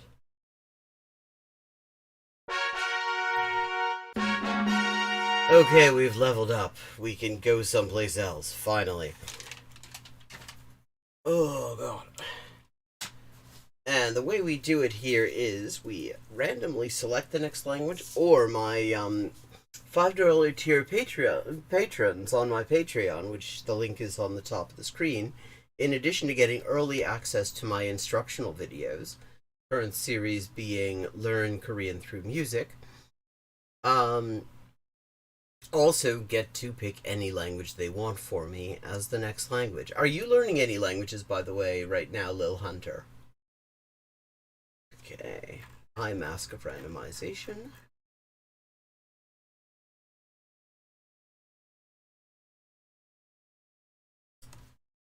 Where do we end up? Arabic. Take it over Hungarian.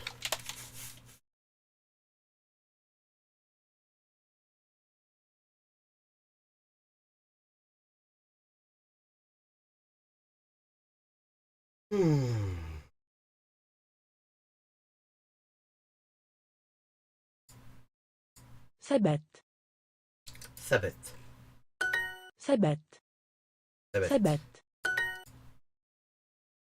ثبت تث تث تث تث ثب Ah, no, that's teth. There we are. ثي See? See? ثي With Arabic letters, it is all about counting the dots. ثب Thib. ثب Thib. ثب Thib. 3 on top is th, although in a number of parts of the Arabic-speaking world, that is pronounced more like an S, seb. And 1 on the bottom is b, ba. B B. B. B bet Bet. 2 on top is T. Bet. bet T T. T. T.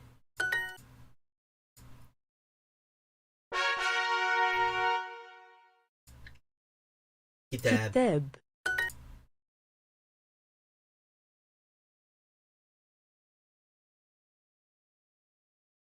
محفظة. محفظة محفظة. محفظة. محفظة الجامعة هناك. The university is there. هناك ولد في بيتي. There is a boy in my house. Well, that's a problem we've all faced. هناك كتاب صغير. There is a small book. هناك قبعة في شنطتك يا بوب. هناك قبة في هناك قبعة في شنطتك يا بوب. شنطتك. There is a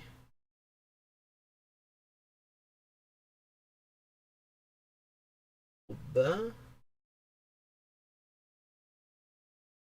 hat in your bag, Bob? Is that it? Okay. هناك شنطة كبيرة في بيتي. There is a big bag in my house. هناك شنطة. هناك شنطة. المدينة هناك.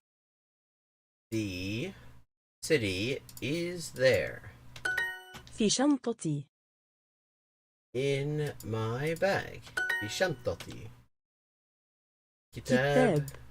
سمك. سمك. بنت. Daughter or girl. بارد. سهل. أبي هناك. My father is there. قبعة. قبعة.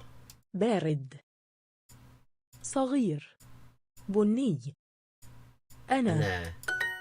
هل عندك شنطة غالية يا ريم؟ Do you have an expensive bag, Reem?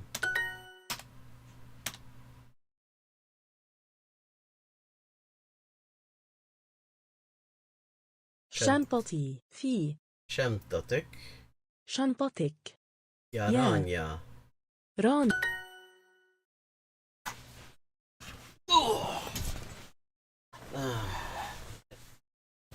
Just my position a bit.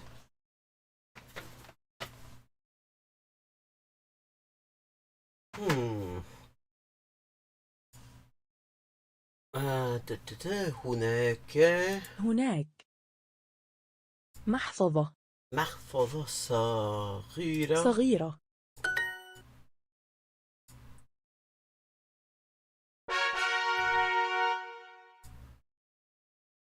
قلم. ليس هناك محفظة في شنطتي. There is no wallet in my bag. An experience I have had a few times. ليس هناك دفتر في شنطتي. There is no notebook in my bag. ليس هناك كتاب قصير في شنطتي.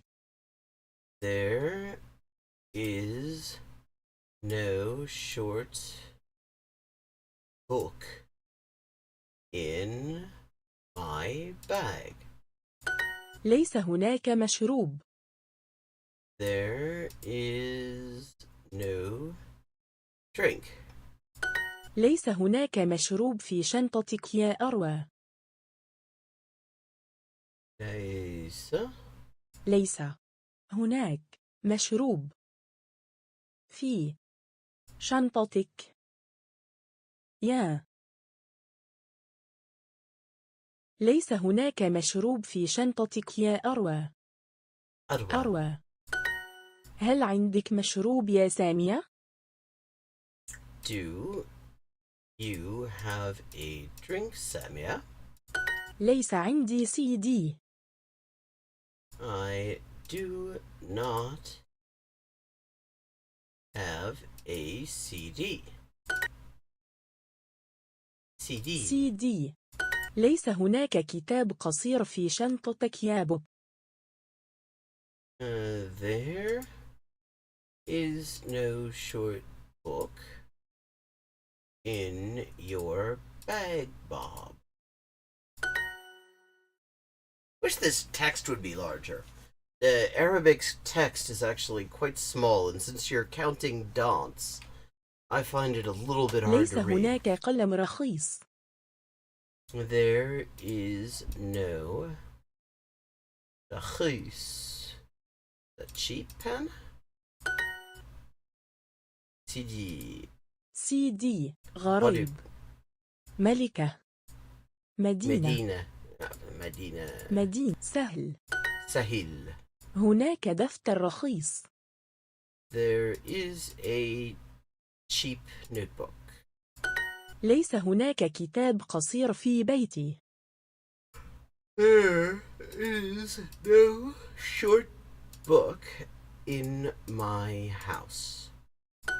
هناك كتاب قصير. There is a short book.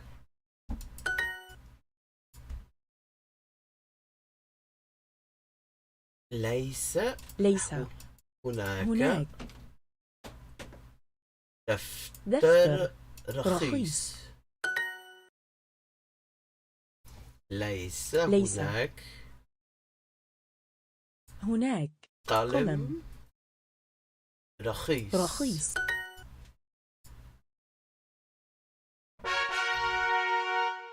بثو.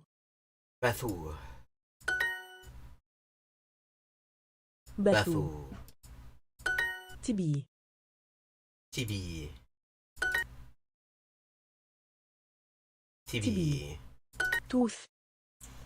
توث.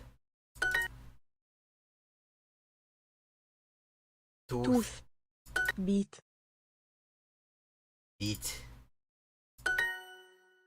Yeah, and see, 2 on the bottom is a Y or an E sound. بيت.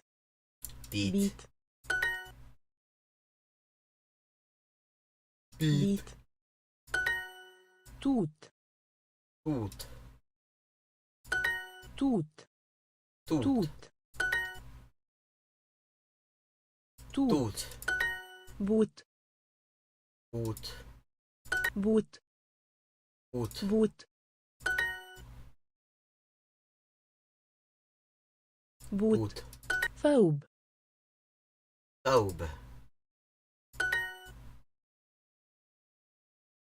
ثوب.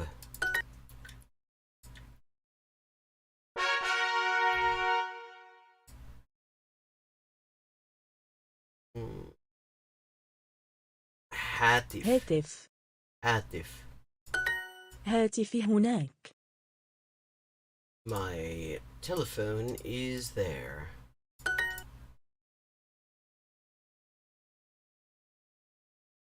مفتاح. هاتفي هناك الحمد لله. My telephone is there. Praise be to God. هناك لابتوب. There is a laptop. هناك علكة في شنطتي. There is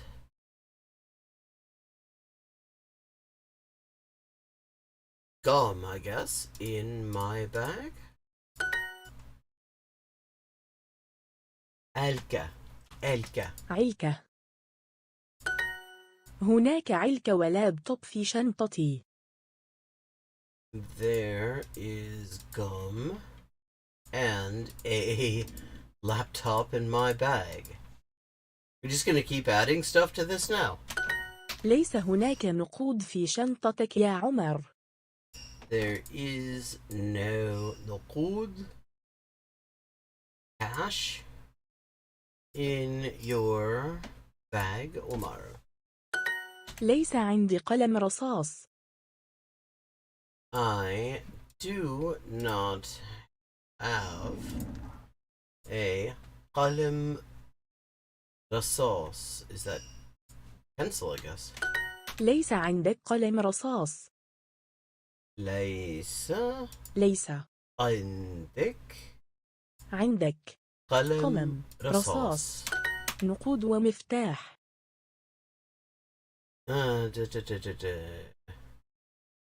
Cash and key. Sounds like you're being robbed. هناك قلم ثقيل. There is a ثقيل, heavy, I guess, pen. سريع. سريع. Fast, I think. دجاج. Chicken. بنت. كلب. Dog. لابتوب. Laptop. هذا باب ثقيل. This door is heavy. Oh, right. Yes, of course. That would be هذا الباب ثقيل. جديد. New. غريب. Weird. سيارة. Car. جاكيت. Jacket. في ثقيل. ثقيل.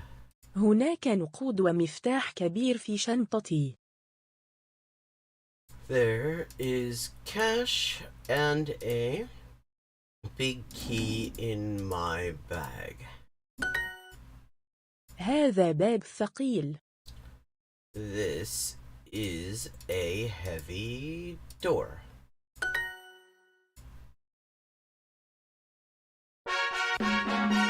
Okay, we've leveled up.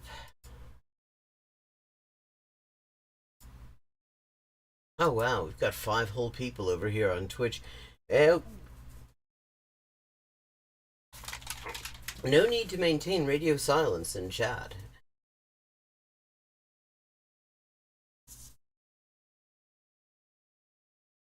Always love to hear from people. Time to pick another language.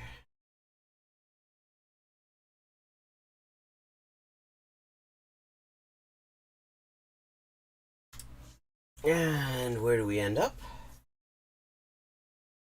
Swedish. Works for me.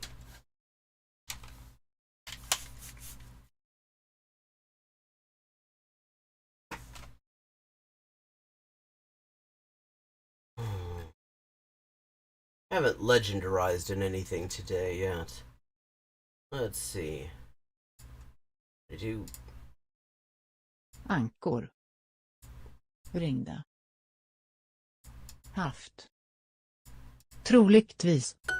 Troligtvis. Hon har aldrig varit norr om Köpenhamn. Hon har aldrig varit norr om Köpenhamn. Kaffe. Läst. Springer. Runt. Har hon alltid velat? Har hon alltid velat bli brandman? Min man har gått till banken. My husband has gone to the bank. Har hon läst boken? Har du läst tidningen idag? Har du läst tidningen idag? Hon har haft flera pojkvänner. Vart har hon gått? Where has she gone? Han frågar om det har regnat. Han frågar om det har regnat. He asks if it has been raining. Har du varit i Stockholm? Har du lagat mat än? Have you cooked yet? Det har gått bra. Hon har inte lagat mat än. Han frågar om det har regnat.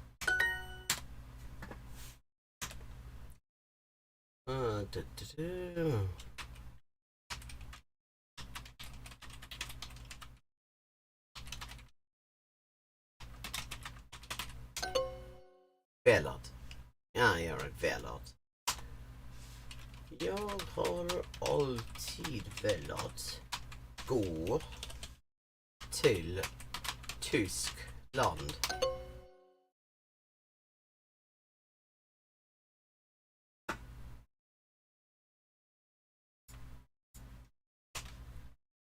A synonym.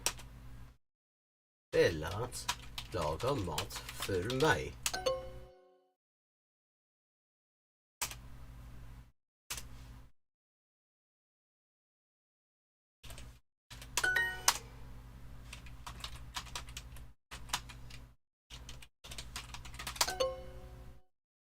Oh fucking hell, I just didn't notice what they had left out. Velat laga mat åt mig.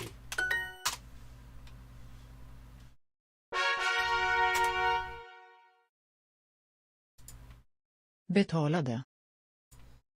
Kommit. Stannade. Ätit. Han har ätit 5 smör.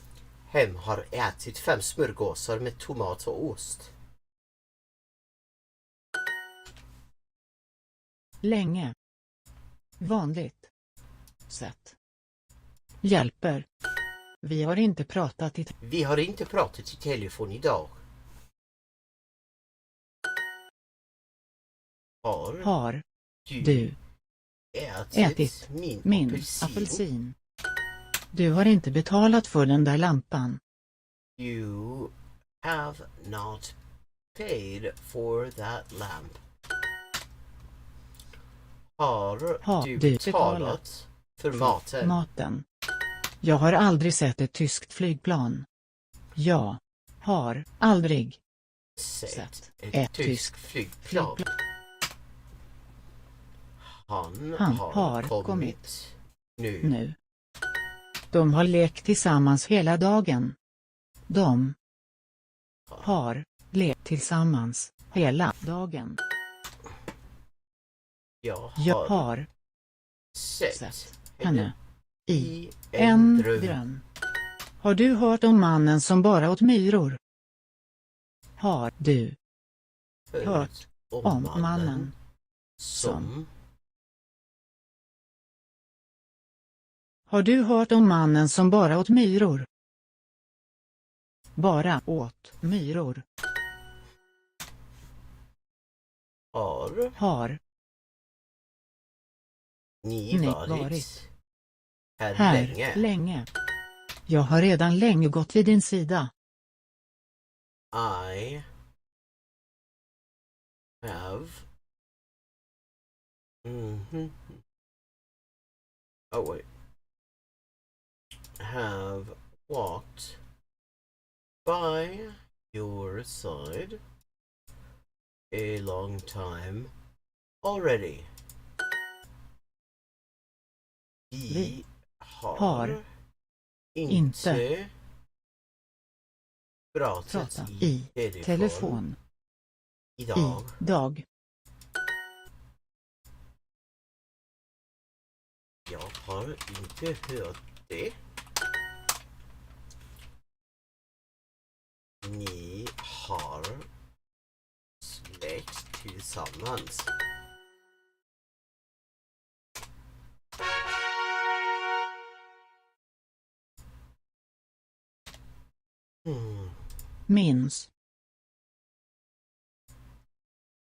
Minns. Lagt.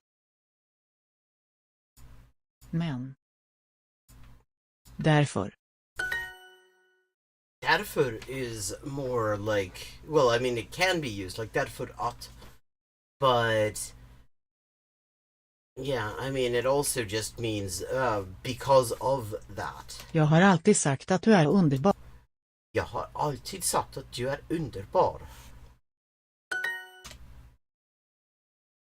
Lever. Senare. Ringt. Lyckat. Hon har lämnat sin man. Hon har lämnat sin man. Har du ringt arkitekten? Have you rung the architect? Han har blivit en man. Han har skrivit ett vackert brev. He has written a beautiful slept. Beautiful letter. Hon har lämnat sin man. De har gett sin dotter en liten hund. De har gett sin dotter en liten hund. De har gett sin dotter de har gett sin dotter en liten hund. Liten hund. Han har skrivit ett vackert brev. Det har regnat sedan klockan 4. It has been raining since 4 o'clock. Han har blivit en man. De har gett sin dotter en liten hund. Hon har lagt kudden i soffan.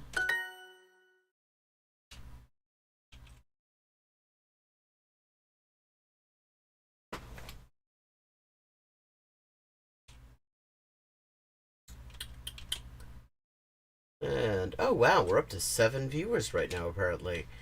Hello, 7 viewers. Nice to see you. We're doing some Swedish right now.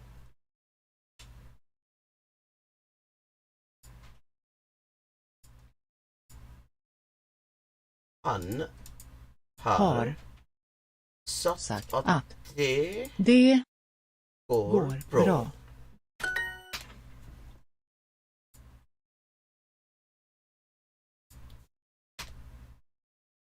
Har du henne min telefonnummer? Mitt. Jag var ung en gång för länge tid. Ja, för länge sedan. Ja, okej, ja. True.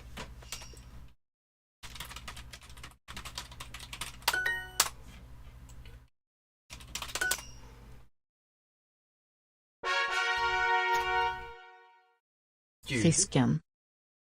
Sköldpaddor. Djur. Skick.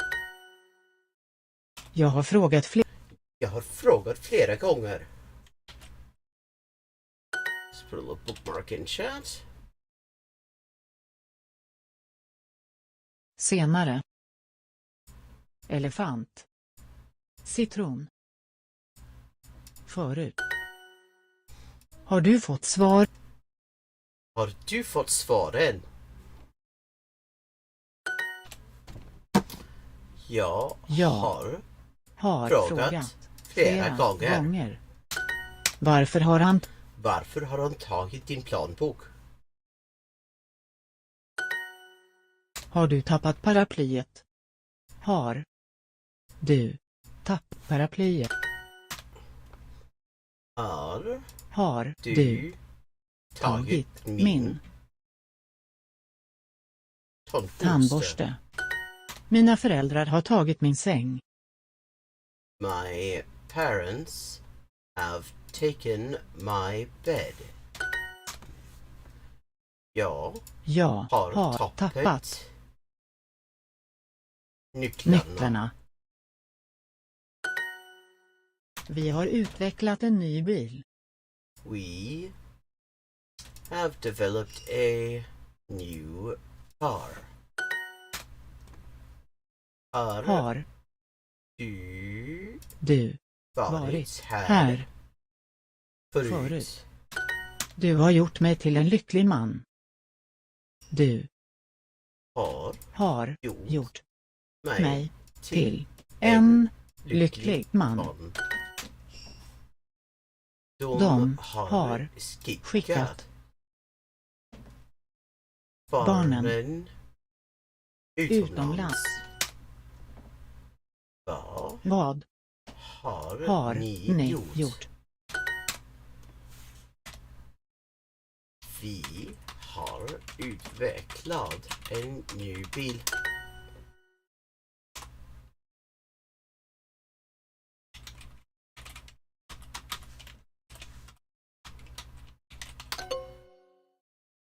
Ah, fuck, hit enter too soon.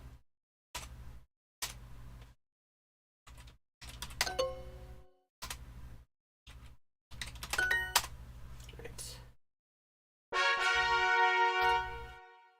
Oh, God, this is a long one. Restaurangen har stängt. Jag ringer dig när gästerna har åkt. Jag ringer dig när gästerna har åkt. Vi har presenterat vår studie. Vem har sovit i min säng? Har du försökt läsa hans romaner? Have you tried reading his novels? Lever. Hej. Arbetat. Lyckas. Jag har verkligen försökt. Nötkött. Nötkött. Träffat. Räddar. Frågade. Jag har tänkt på en sak. I have thought about something. Or it could also be literally I have thought about a thing. Jag har aldrig träffat honom. Hon har sovit i 100 år. Hon har sovit i 100 år. Ja. Ringer dig när gästerna har åkt. Har du stängt fönstret? Har du stängt fönstret? Vem har sovit i min säng? Vi har presenterat vår studie.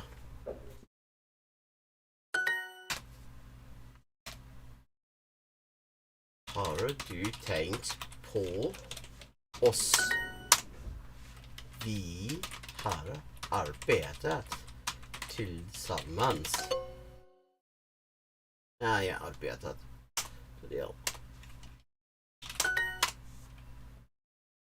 So used to I get Danish so much more often. My fingers are used to typing arbetat.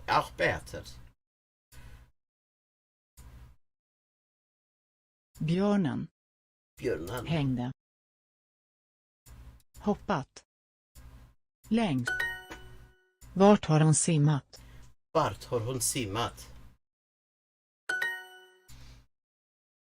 Hunden. Reser. Valt. Ankor.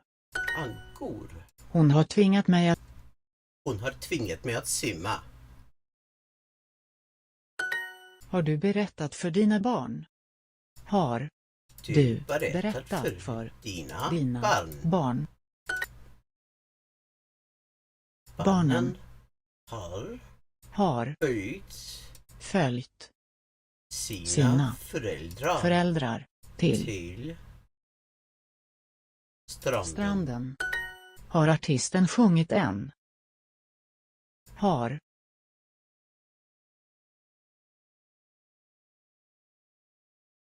artisten sjungit än? Artisten sjungit än? Vargen har hoppat över stolen. Jag har sjungit hela kvällen. Jag har sjungit hela kvällen. Fisken har skrivit vattnet. Han har följt efter mig i 2 timmar. He has followed me for 2 hours. Har artisten artist sjungit en. Vargen har hoppat över stolen. Wolf has jumped over the chair. Han har valt att bo i Köpenhamn. Hon har berättat för sina föräldrar. She has told her parents. Jag har inte tvingat dig att göra något. Hon har berättat för sina föräldrar. Fisken har simmat i vattnet.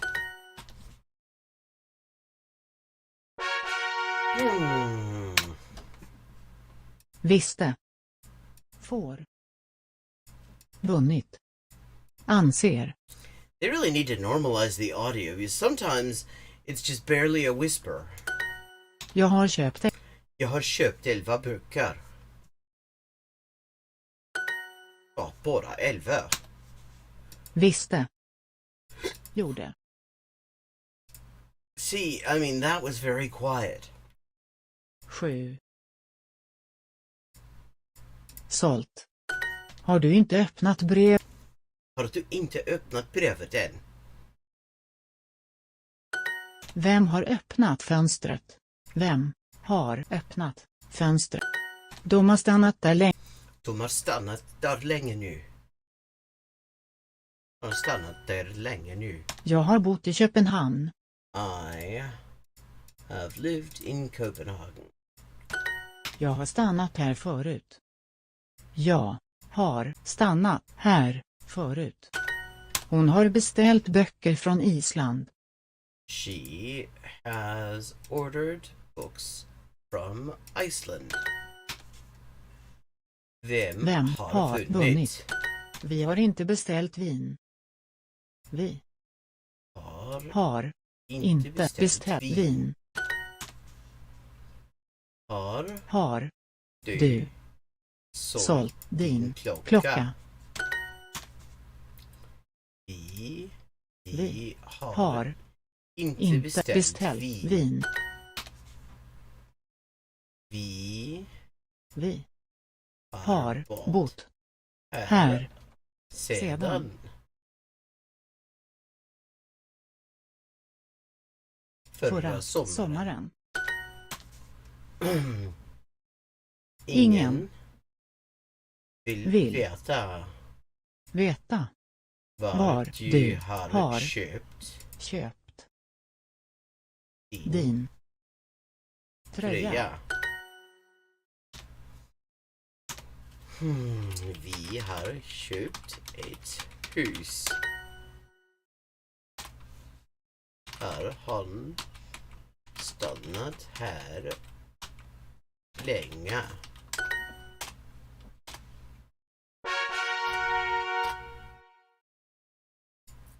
Ut. Antagit. T. Verkligen. Har du tvättat? Har du tvättat dig? Lyssnade. Morgon. Försöker. Saknat. Vi har inte antagit något. Vi har inte antagit någonting. Hon har slutat springa varje dag. She has stopped running every day. Vad har du druckit? Vad har du druckit?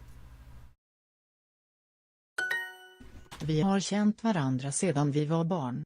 Vi har känt varandra sedan vi var barn. Han har tvättat sin hund. Jag har tvättat alla våra kläder. Jag har tvättat alla våra kläder. Ja Det har jag antagit. Han har slutat äta kött. He has stopped eating meat. Vad har du druckit? Bordet har alltid stått vid fönstret.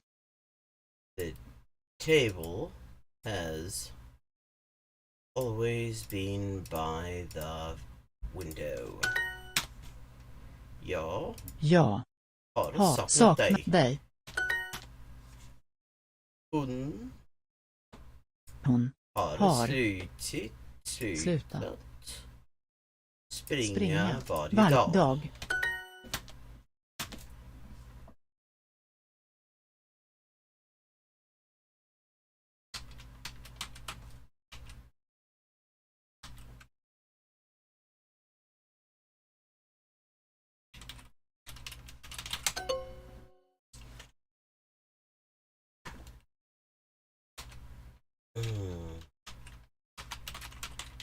Länge.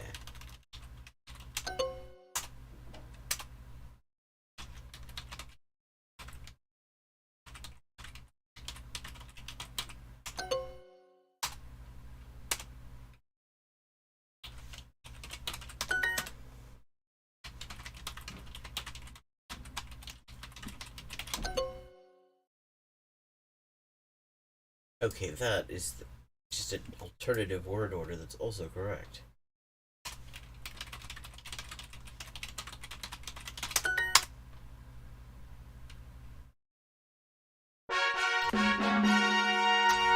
Okay, I see it is getting on for 7 and I'm starting to get hungry, so I think I am going to call it an evening.